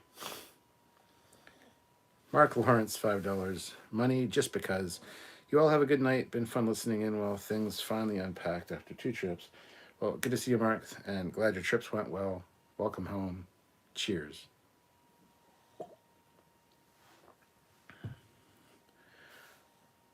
Stanislav says, I read that one right. Never mind. Shannon says, this should be interesting. Here we go. Esri is petite in terms of height. I'm 5'3" or 5'4". Not sure if I'm cute, but maybe. I'd be more if I actually tried. Haha. I'll try when I see a man I want. Well, I'm sure you're beautiful, Shannon, and yeah, Esri is short, and that's cute. I love little tiny women. That being said, the Admiral's about the same height as me. When she wears heels, she's taller than me, which is kind of like Amazonian. But it puts the boobs at the perfect height, so it's fine. But yeah, she's about the same height as me, and maybe, well, yeah, we're about the same height. So, but yeah, I do. My history has always been shorter women, and I'm what, like 5'10", 5'11", so I'm not anything really great as far as height goes. So, Guinan, now that's a woman. JJ Carol Marcus is the hottest. Yes, she would classify as hot for sure. She's also stunning. I got my picture with her. Yeah, I did. That's right. General Grievous, $2. Detmer comment needs timeout. Yeah, I considered it, but I will be lenient. Eric Martin, Brenna Odell from TNG Up the Long Ladder was sultry and oh, yeah, sultry describes her perfectly. Oh, how do you do this feet washing thing? Oh, and what a midriff. Anyway, moving on. Shannon Murphy, God Save the Queen. Yes. J.L. Young. Then there's Jayla. I'd take her edge off. Not a fan of Jayla, not a fan of the actress. Again, wouldn't kick her out of bed for eating crackers, but at the same time, I could easily pass. Fleetpaw says, David, I think what happened was it disappeared because you sent it before he went live. Don't super chat it again, but put it in the regular. Oh, if you do it before I go live, a lot of times when I initiate the live, it kicks it. If it was before I started doing the live, which I apologize for, a lot of times they may show up, they might not. It's kind of 50-50 on that. Especially when I do it this way. If I do it on the computer, chances are it'll be there, unless I have to hit refresh, which I do sometimes, in which case I sometimes lose the super chats. So that's a tricky one. So yeah, if it was before we went live, then I really apologize. There's nothing, I didn't even see it to begin with. So that makes me feel really shitty. So I don't know how much it was or what the message was, but Trek or not, although Esri was my crush. I can see people crushing on Esri. Squadra Course, I think we need a top 10 babes of Trek. Yeah, but then it'd be everybody up in arms, like, oh, you're so misogynistic. And Eric Martin, my crush growing up was Erin Gray on Buck Rogers. Yeah, Erin Gray was hot. Pumpkin Spice, current Guinan, more like Whoopi Goldhut. Oh, wow, that's mean. David says, wasn't a super chat at first, and then I then sent the $10 because I didn't know what I'm doing. Then rewrite, but another skip. I doubt very much that I skipped your comment twice, David. It's too long. If it's a long one, I'll definitely read it. I'll skip short ones like "Hi guys" or whatever. Fleetpaw, can you scroll up and check after David's $10 super chat? If he said he sent it again, check for his name and check for his comment and just copy and paste it to me, please, because I want to read it. I don't skip comments here unless it's from people that I know are talking to each other or, things that aren't relevant. So I apologize, David. Again. J.L. Young, Death by Snoo Snoo. Oh, yes. Yeah, I almost got suffocated before I did the live because I had tits in my face because there was the whole thing in the kitchen. But that's okay. I'm here now and it's fine. We're fine. But I had to do a live, so I couldn't follow through on it. So, anyway. Pumpkin Spice. No way. Emily Coutre, who plays Detmer, is hot. I stand by my statement. No, she's not. She's not my type. Something about her I just do not find attractive.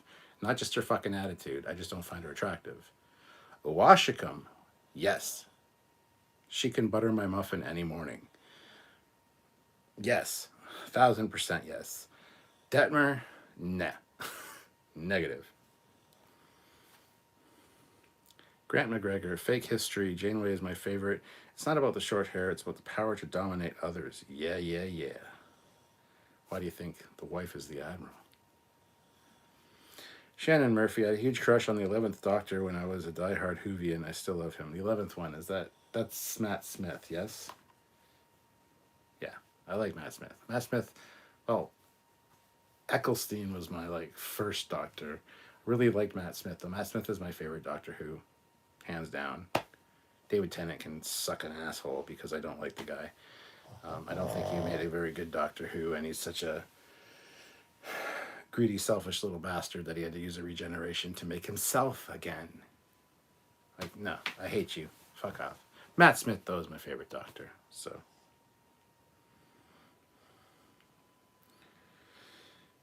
I know the exact episode. Season 4, episode 23. Okay.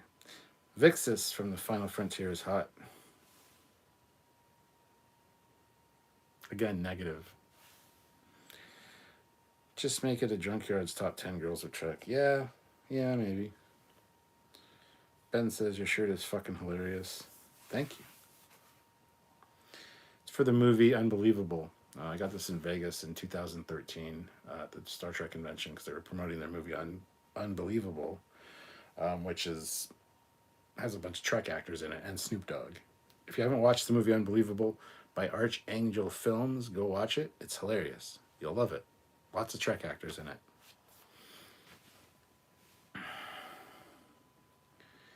Squadron Course, I'm quite sure I've never confused you by talking to Matterfleet Pa. Oh, wait. Eric says, don't worry, I screwed up my first 5 super chats learning the ropes. Had to learn about dilithium and how to spell canon. Oh, did I correct you on canon, Eric? Are you bitter about that? I'm sorry. It's a pet peeve of mine, though. Somebody in a comment today said, I'd rather just have the Legos. Fun fact, the plural of Lego is fucking Lego. I've got a bucket full of Lego. There's a piece of Lego. Bucket full of Lego, piece of Lego. For some reason, a lot of Americans and some Canadians call the plural of Lego, like I got a piece of Lego and I got a bucket of Legos. No. No. That's fucking incorrect. You can even look it up. Lego, the company itself, says that the plural of Lego is Lego. So I wish people would stop calling them Legos because that's a huge pet peeve of mine. Sorry. Ooh, it looks like Fleetpaw bagged himself a bot. Good man.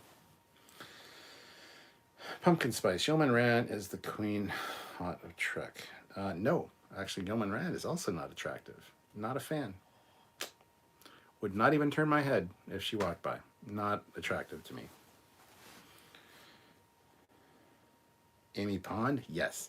Amy Pond is abso-fucking-lutely Pond. Yes. 1,000%. And the Impossible Girl, or Clara. Abso-fucking-lutely any day. Oh. Her first episode with the Impossible Girl with that red dress, and then when she became the companion and was wearing the Victorian outfit, oh. Yeah, that was a covered up Victorian one, like the Janeway thing, but oh my God. Anyway. Favorite woman from Discovery is Nielsen for me. Yeah, Nielsen's pretty good. Yeah, absolutely. Shannon Murphy, just so amazing.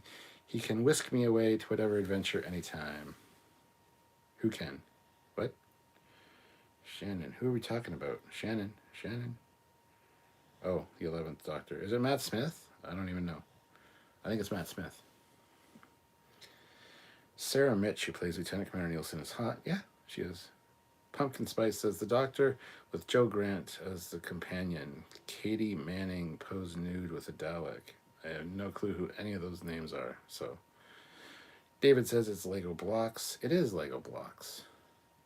Lego my ego. Tub of Legar. Shannon, it's not Legos. Sorry. You're absolutely wrong. Look it up.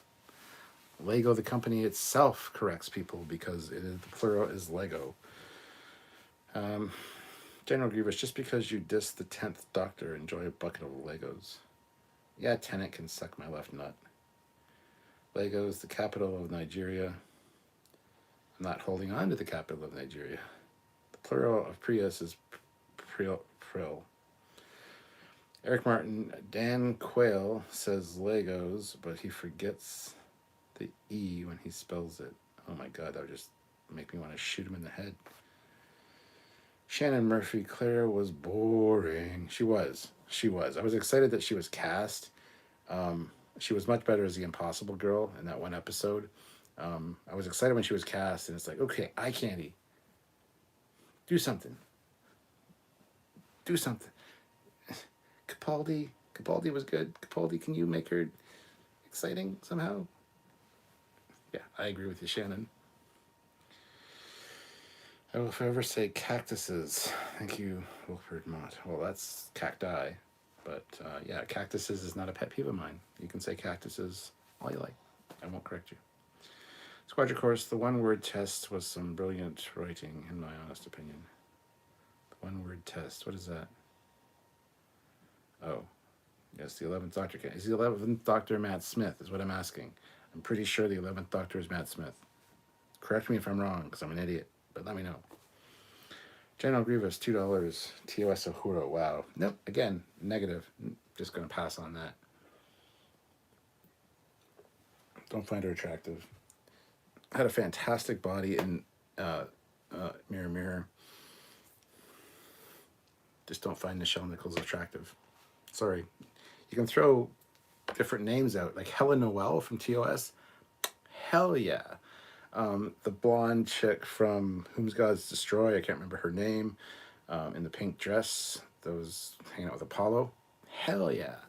The one yeoman or lieutenant or whatever from Squire of Gothos that goes down with them in the red uniform. Hell yeah. But yeah, Uhura, no. Rand, no. I'm very picky, I guess, about my women, but I don't know. Oh yeah, Clara and Amy Pond in the British policewoman outfit. Gorgeous. Yeah, fucking Amy Pond is amazing. Clara Oswald, yep. It's Legos and you'll never make me alive? I'll never make you alive. Okay, well, that's fine. Eric says Kalar is sweet. I think she played Q's wife later in Voyager. That's not how you spell Kalar, but yes, and that would be. She also plays Vulcan Doctor in TNG as well. Tells her name. Can't I think of her name? But yes, Kalar. Doctor. I can't remember her doctor name, but yeah, she also the female Q, and yes, totally fucking fine. Yes. What is her name? Susie Plaxon. Susie Plaxon is her name. And yes, absolutely agree. David Borich, LOL shorter, Stargate 23929, plus 17 years makes for Stardate 4 years after Star Trek Nemesis, which is a year after Star Trek 5. We know this, but when did Romulan's sun blow? This may explain the JJ aspects.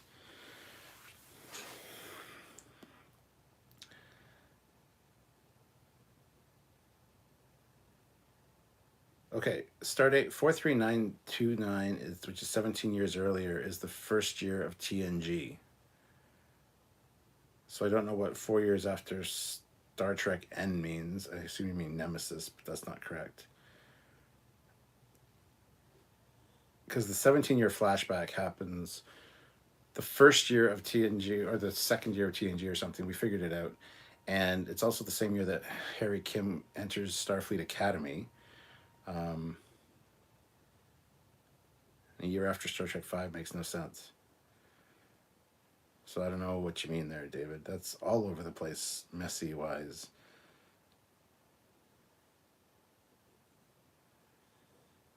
I'm really confused. Squadra Course, if you used up all your Lego making an elven bow, would you be a Legolas? 12th Doctor is the best. Okay, sure. I don't know which 12th Doctor is. Is that fucking Capaldi then? Shannon Murphy, the Snowman Clara was so much better than the Bella of St. John's. The Bells of St. John's. Harrison Wells, sorry, but B'Elanna Torres number one for me in Voyager. No, I cannot stand that actress. Fucking don't even know her name offhand. Nah. Yeah, Torres is a hard pass for me. It's like again, wouldn't even turn my head if she was walking down the hallway. No. No, you can keep B'Elanna for yourself. Absolutely. We will not fight over that, Harrison. General Grievous, Clara turned into a cheap plot device. It was DOS Ex Machina. Insert Clara to solve problem of the week. Yeah. 11 is Matt Smith. Caps locked. Then you were yelling. Though the dude who played the Great Intelligence did a brilliant job. Okay. Tom Baker, the fourth Doctor, will always be my favorite. Matt Smith was a great Doctor. Hell yeah. Kirk's girl from Mirror Mirror. No. Ooh. Barbara Luna? No. Yeah. Yeah. Definitely. That's a hard pass. That would require a lot of bottles of Romulan ale. Just saying. Not a fan of Barbara. No. Barb Luna, whatever the hell her name is. Yeah. No. No. Not happening. Done. Fleet Paw, I can't find anything, Stuart. I can't seem to scroll back all the way to the beginning. Well, he said he sent it after the $10 super chat, though. He said it earlier on, and I missed it. And then he put a $10 super chat in and put it again, but he just reiterated it again, so it's fine. But yeah, I couldn't find it either. So David says Jadzia Dax all day. Yeah, Jadzia Dax. Beautiful. Perfect. Colin Barrett. And in true Doctor Who fashion, the 11th Doctor was the Doctor's 13th regeneration. General Grievous, Ensign Kelperum.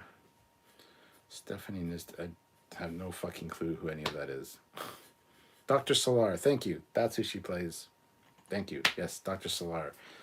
She's great as a Vulcan, by the way. Eric Martin says, I'll need the new iPhone for Klingon spell check. Sorry, Cap. Just an Android guy. And not everybody's perfect. Sorry. This iPhone. Shannon Murphy, they won't admit it, but Disco is in the JJ verse. Trust me. No, it's not. Disco is in its own universe. It isn't the Disco verse. It is completely separate from the JJ verse because last season they said there was a crossover from the Kelvin universe. The guy's name is Yor. He is a time agent. He's in a TNG uniform. He was the last crossover from from the Kelvin verse. They even call it the Kelvin universe. It is not the Kelvin universe. It is its own continuity. It's its own timeline. It is the Disco verse. We're going to find that out hopefully soon. So Fleet Pass says Dr. Solar, Kalar, the female Q, and Talus, the Andorian from Enterprise. Yes, Susie Plaxton played them all. Yes, and she is super, super sexy, that woman. Carry the one? 12 was boring. Attack eyebrows. Please. Why did the Lego get in trouble? I don't know, because it was blocked.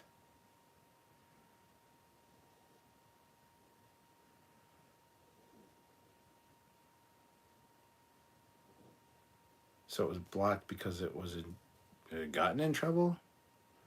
Or was it in trouble because it was blocked? That's confusing. Colin Barrett, a year after Star Trek V, Kirk on trial for killing God. Squadron Course. If I recall correctly, the start date for the flashback was 2366. So 17 years later is 2383. Yeah, something like that.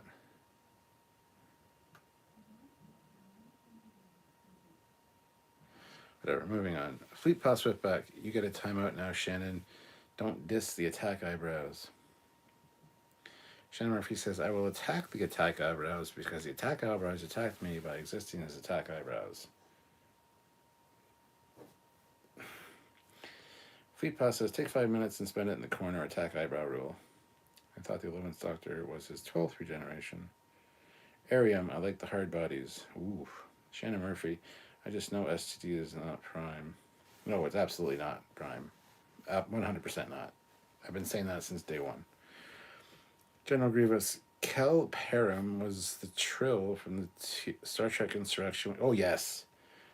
Shoving Metreon particles down Sonus. Yes, absolutely. Mwah. She's dead now, though. The actress is dead, actually, which is a bit of a shit show, but yeah, she was super cute. Eric Martin, $2. Green Girl from Star Trek 2009. Her name? Yes, the redhead. Her name was Jayla. No, not Jayla. The fuck was her name in that movie? Yes, she was also played. Did she play Cover Girl or Scarlet? I think she played Scarlet in the G.I. Joe movie. Yes, she is. Wow, in the 2009 film. I think her name is Jayla. Gayla.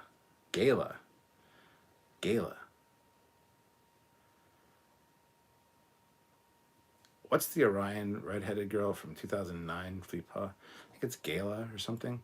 Anyway, yes, 1000% curly red hair, cannot go wrong, and green skin. I mean, hey, never tried it, but would not be opposed. Miramani is fine. She'd at least look, but not super interested. Squadron says maybe Disco will embrace being in its own universe. I think that would actually make me like it more. Yeah, it would. I think improve things immensely for a lot of people. In UK, black means drunk or pissed. Oh, well, it doesn't. That joke doesn't work here. So that's what IIRC means. Yeah, if I recall correctly. It took me forever to figure that out too. So, Squadron Course now that we know it's 2383, I can add the start of Prodigy to the timeline appendix in my book. Yes. But the diviner said, when they did the 17-year flashback, he said, we've been searching for it for years. And many others have failed before us. We don't know how long they've been searching for it. It could have been 20 years on top of that. We don't know. So don't put it in. SC Scout Guy, Susan Gibney, who played Dr. Leah Brahms, was hot as well. Yeah. I like Leah Brahms, for sure. Jason Barbato, that K7 behind you looked like an Excelsior to me for a sec. Might be time to head to bed, LOL. Seeing crazy things. I have no idea how you would get a Excelsior out of that. I just hate that they act like it's Prime. Yeah, tell me about it. Oh look, another Russian bot that I gotta beg myself. Because my moderators aren't doing their job. Rachel Nichols. The name sounds familiar, but I cannot place them right now. David says, I can be exasperating. I know. No problem, David. We'll get it figured out. Colin says, David Tennant technically counts as 2 doctors as he regenerated after being shot by a Dalek, but cut off the energy before changing and creating a half-human clone with the rest. Ugh. Captain Casey Stewart. Quark's Klingon wife. Not bad for a Klingon. I can vaguely remember what she looks like. But yeah, I remember her being not too bad. I thought Aishara Yar was hot. I mean, she was hot. I mean, get rid of the fucking 1980s feathered hair. But yeah. David says, I keep trying, but try PC next time. You've been trying to put the message in? Dude, I don't know what you're doing wrong, but sorry about that. We'll get to it some other time. JL Young, Rachel Nichols was on Continuum. I had no fucking clue who that is. The Orion from 2009, 2000 with Gia. Gala. I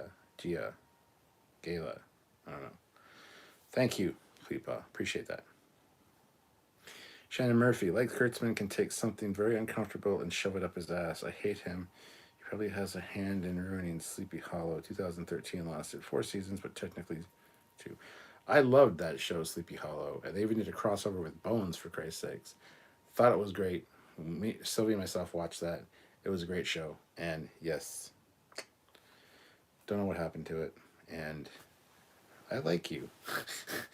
Because you have the same thoughts on Kurtzman as I do. SC Scout guy, Rachel, I'm going to read David so she doesn't think I skipped it, but yep, and I don't either. So I didn't miss it. That's just when I was going to skip because it was kind of talking about something we'd already talked about, so I didn't want to read it. So I just want to give you a reason for why I might not read a super chat or a message, but I see you, David. Don't worry. SC Scout guy, Rachel was the hot redhead who played the Orion girl in JJ's 2009 film. Okay. Yeah, she also played, like I said, Scarlet in G.I. Joe movie as well. Squadron Course, I have the year each show started and ended, or that a movie happened, also important events and birth dates. As you should, Squadron Course, if you're writing a book. It's kind of like your Bible. So, Shannon Murphy, I had a massive crush on Ichabod Crane. Kurtzman, damn you. Yeah, Kurtzman can have something very uncomfortable happen to him. David said, I like alt history like Sleepy Hollow. Yes, I do too. And David says, I know, I'm good. Just want to make sure, man. Squadron Course shows in $1. That's another drink. Let's see. Well, we're coming up at almost 2 hours. I'm gonna see how long we'll go here, but keep me engaged. Anyway, the episode was great. I just want to say that. We kind of haven't talked about the episode for a while. It was fantastic. But tune in tomorrow at 5 p.m. Eastern Standard Time for a full live review and breakdown of every scene and discussion on the episode, because it was great. Also, check out tomorrow around 2 o'clock.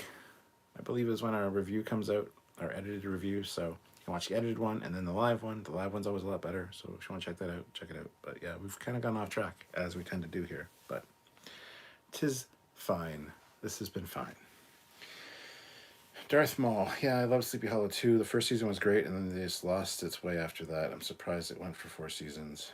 Yeah, it did get a lot worse. Season 1 was fantastic, though. Shannon Murphy, there's 2 witnesses. You just can't... There's 2 witnesses. You can't just kill one off. And then exclamation points up the wazoo. Squadron Course. My story actually starts in 2397, but the appendix helps show how it fits in the events of the Prime and Mirror universes. I need to start reading your story. I thought about it yesterday afternoon. I'm like, I'm gonna try to read some of that tonight. And then last night happened, and I didn't do it because I had a live and I forgot all about it.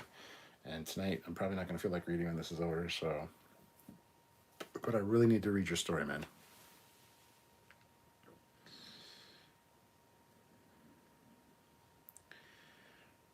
Lost its way when it moved to DC, sorry, DC.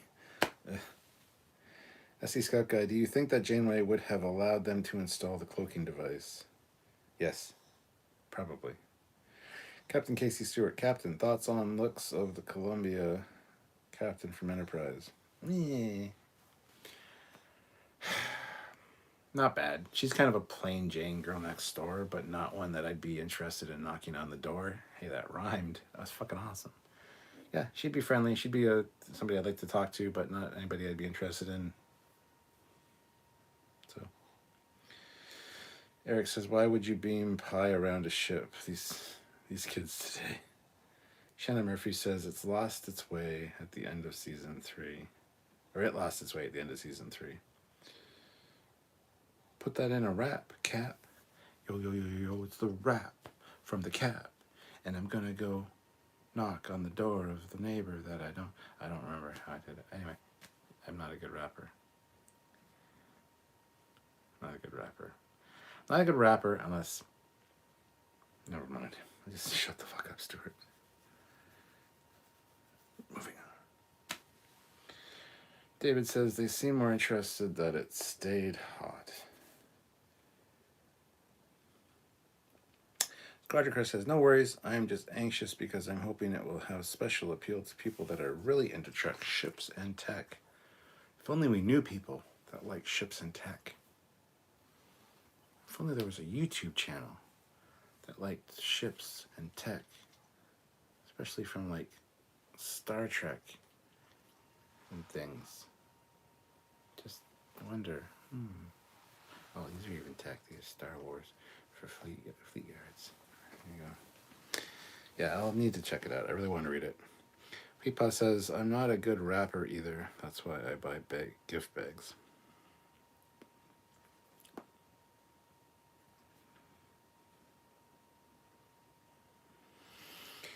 Harrison Miles, Picard's girl and will always have Paris. Yes, she was. Yes, she was.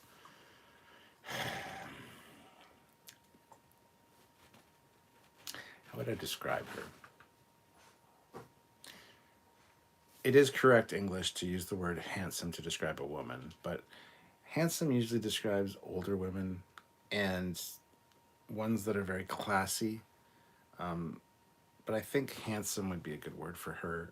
Pretty for sure.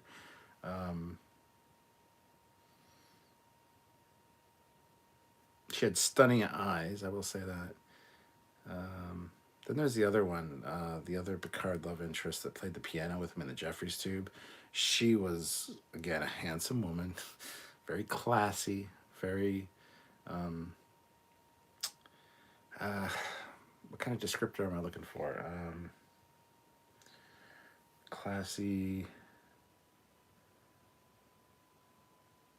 timeless beauty kind of thing. Maybe not. I wouldn't. Maybe I'm not describe her as timeless beauty.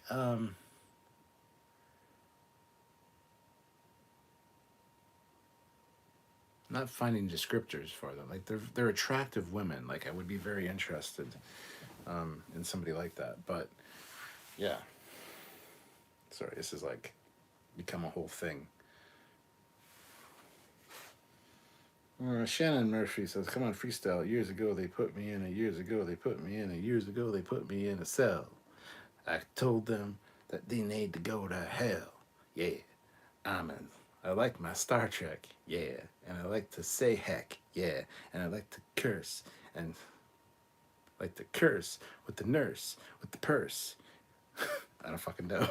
I'm running. I cannot think fast enough to do a freestyle. So I give it all props and credits to anybody that can. Fleet Pal, oh come on, that was a good dad joke. Minuet, Riker's girl from, no. One of the ones he called up earlier, the blonde at the table, yes. Minuet, nah. I could talk to her and be friends, but not interested. Sorry. Bruce Willis looks like a statue of Boba Fett and states to the wizard, I'm more a Star Wars guy.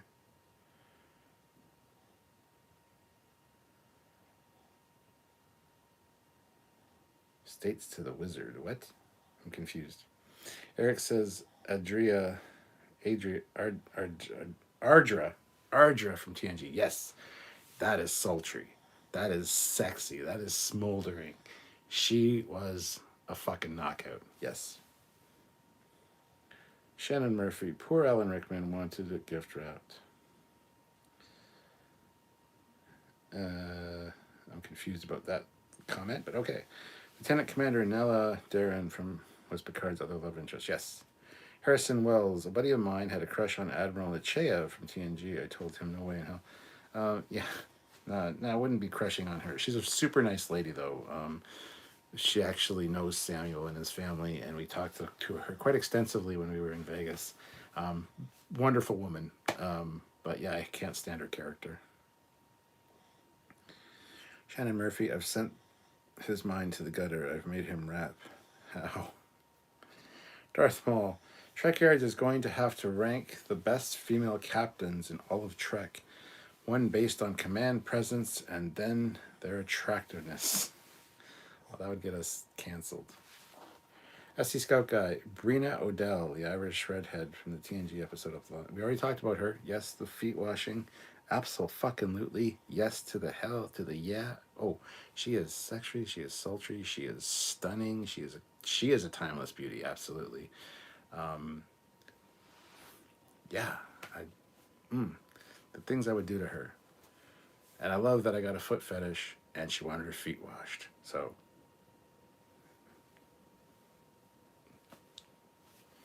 TMI, I don't care. Anage from Insurrection, I loved her. Oh, that Picard's love interest there. Yeah, she was all right. Um, she's kind of a classical beauty. Um, I can't ever see her being hot. I can't ever see her be like she's pretty. She's absolutely pretty. She's gorgeous. I don't think I'd put her in the gorgeous category. Um, this is hard, actually, ranking women, and generally makes me hard. But yeah, I mean, she's attractive.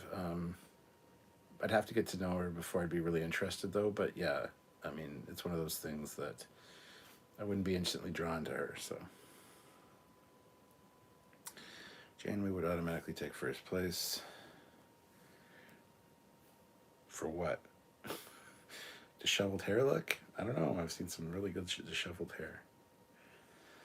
David says, I type too slow. We already had moved on. That happens all the time, but I'm always behind in the chat, so I usually forget what people are commenting on by the time I get there. So, Squadra Course, Sitco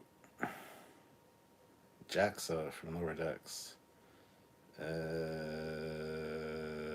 Cito Jaxa. Who the hell is that? There are some hot Lower Decks characters, just for the record.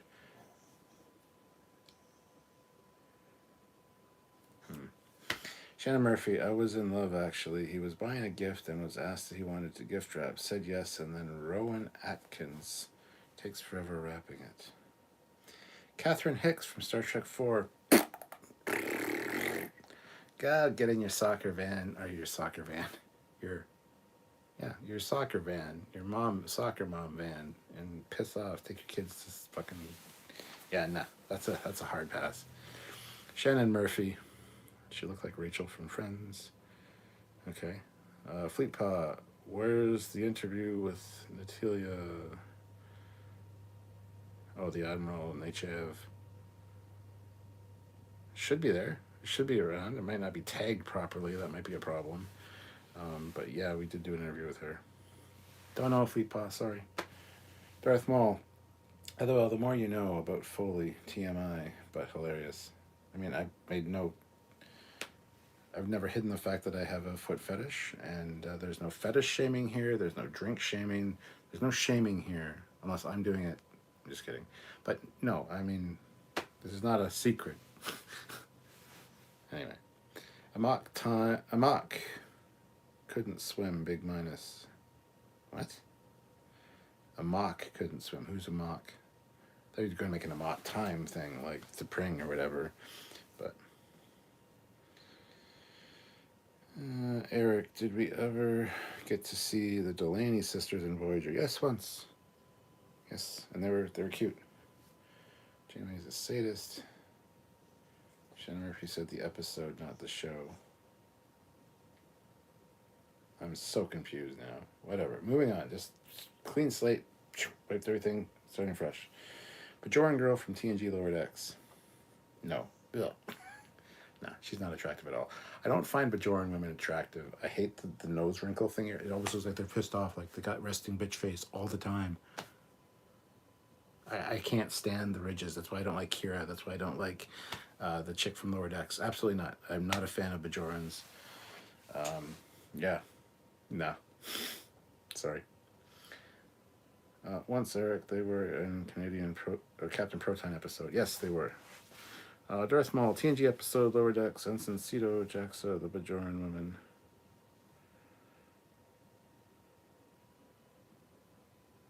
I don't remember Bajoran women from Lower Decks. If you're talking about the Trill, Ensign...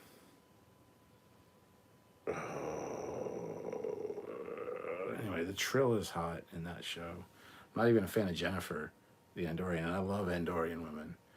But... I'm trying to think which Bajoran girl you mean from Lower Decks. I can't place her.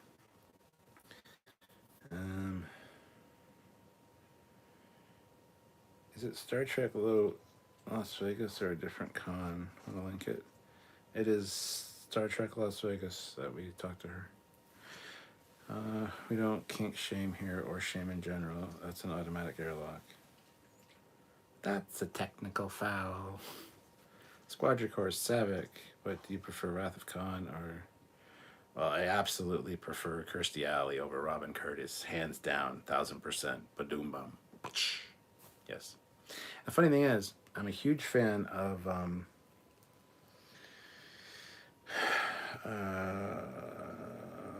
whatever the fucking actress is the name that played Valeris. I love the actress, but I'm not a fan of Valeris. Like hashtag would pass, you know what I'm saying? So the Duras sisters. I mean, the younger one was it Beator? Whichever the younger one was, they both had nice underboob, I gotta say. But the younger one was the more attractive of the two, and hashtag would try. Yeah. Trill spots are sexy, yes. The ridges make them angry. LOL, LOL, LOL. Ridges don't make them angry. The ridges make them look like they're always angry. Like, they always got this fucking wrinkly. Yeah. SC Scout Guy. Damn, Stuart, you are right. Stephanie Niznik, who played Ensign Kelperim in Insurrection, drank herself to death at age 52. Yeah, it wasn't that long ago either. Harrison Wells, don't remember the episode, but the girl who fell for Picard, who was meant for the other planet's prince. Oh, yeah, that's, she plays Jean Grey in X-Men. Famke Janssen. Yeah, she was super fucking hot in that episode. Absolutely. Everything else she's in, hard pass. She doesn't look good anymore. And she looked fucking fabulous in that episode. But even in X-Men as Jean Grey, it's just like, nah, I'm gonna pass, thanks. So yeah, something about that episode, yes. And that's the irony. She's in the X-Men movies with Patrick Stewart as well, so.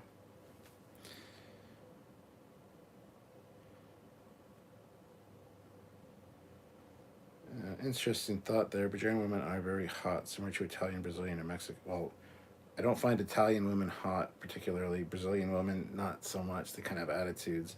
And Mexican women, hot while young and become like Kai Wen. Rest in peace stuff, yeah. I think Planet Fitness, it's a judgment-free zone. 10 out of 10 for the first Con-tact with a hyphen. Kim Cattrall, that's her name, thank you. 10 out of 10? No, I'm not going to want a 10 out of 10. I probably get like I can't really score it because it gives away tomorrow's score, but I mean, it's probably an 8.6 or so for me. It's up there. But,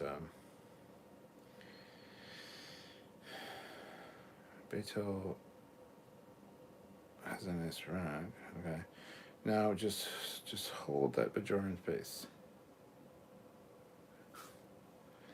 Donatra. Name sounds familiar. I can't place it though. Robin Curtis is fine in TNG. Yeah. Okay, I will say that. Robin Curtis is better in TNG than she is in the fucking movies. For sure. But, damn it, I can't find it. I'm probably going to link to all STLV ones. Yes, the Metamorph. Yes. Hey, Cap. Great day and night. Your hair is looking good. It's not, though, but thank you. It's too long. It needs to be cut, but thank you. Appreciate that, Jay.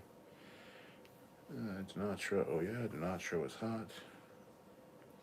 Donatra was the female Romulan commander from Nemesis. Oh, yes, absolutely. Yes, she was hot. She's also the chick from Starfleet Troopers. Desi, Izzy, whatever her name is. The one you see her tits. I'm going to get so canceled for this live. Jesus Christ. Shannon Murphy, gutter rapping and now making faces. You can make me do anything, Shannon, apparently. Good tea, nice house. Female changeling in DS9 is yummy. I joke. Yeah, that's definitely not. SC Scout Guy, Padma Lakshmi from Enterprise episode Precious Cargo. Yes, 1000% yes. Donnie Pearson, Dina Mayer did a great job portraying Dinatra. Darth Maul, she died of chronic liver disease. I don't know where you guys get she died from alcoholism, but is that true? It is true. I don't know what she died from, but I know she died. Shannon Murphy, I'm thinking to move to Florida. Let me know if you're at the con down here and I'll buy you a beer for your troubles, Cap. Florida area. Okay. Might not be for a while, but I'll definitely let you know. Yes, Squadron Course, 99 Words for Boobs. Great song. Look it up on YouTube if you haven't already heard it. It's a great video with it. Donnie Pearson, I have seen most of 20th Century X-Men movies. David Borg Queen, any hot? No, absolutely not. Squadron Course, I'd love to move to Florida, maybe Tampa area. Yeah, just don't move to the Wampa area. They prefer the colder climates. They're more up here, the Wampas. But if you know. Anyway, on that note, guys, I'm gonna call it there. Thank you guys so much for watching. This has been interesting. I might have to do a live, just drinking, late night one where it's not an episode review or discussion, where we just talk about the women of Trek. Maybe that might be interesting. If you guys think it might be good, it was fun tonight. But yeah. Florida is weird. Yeah. Anyway, guys, thank you so much for watching. Have yourself a great night. Tune in tomorrow at 5 p.m. Eastern Standard Time for a live review and discussion and breakdown of this episode. And hopefully you guys can join me for that, which should be really fun. So until then, guys, I am Captain Foley. I am signing out of here. JL Young gives it an 8.5. It's pretty on point with what I'll be giving it, so good call there. But thank you so much, guys. Have yourselves a good one, and see you guys later. Bye, everybody.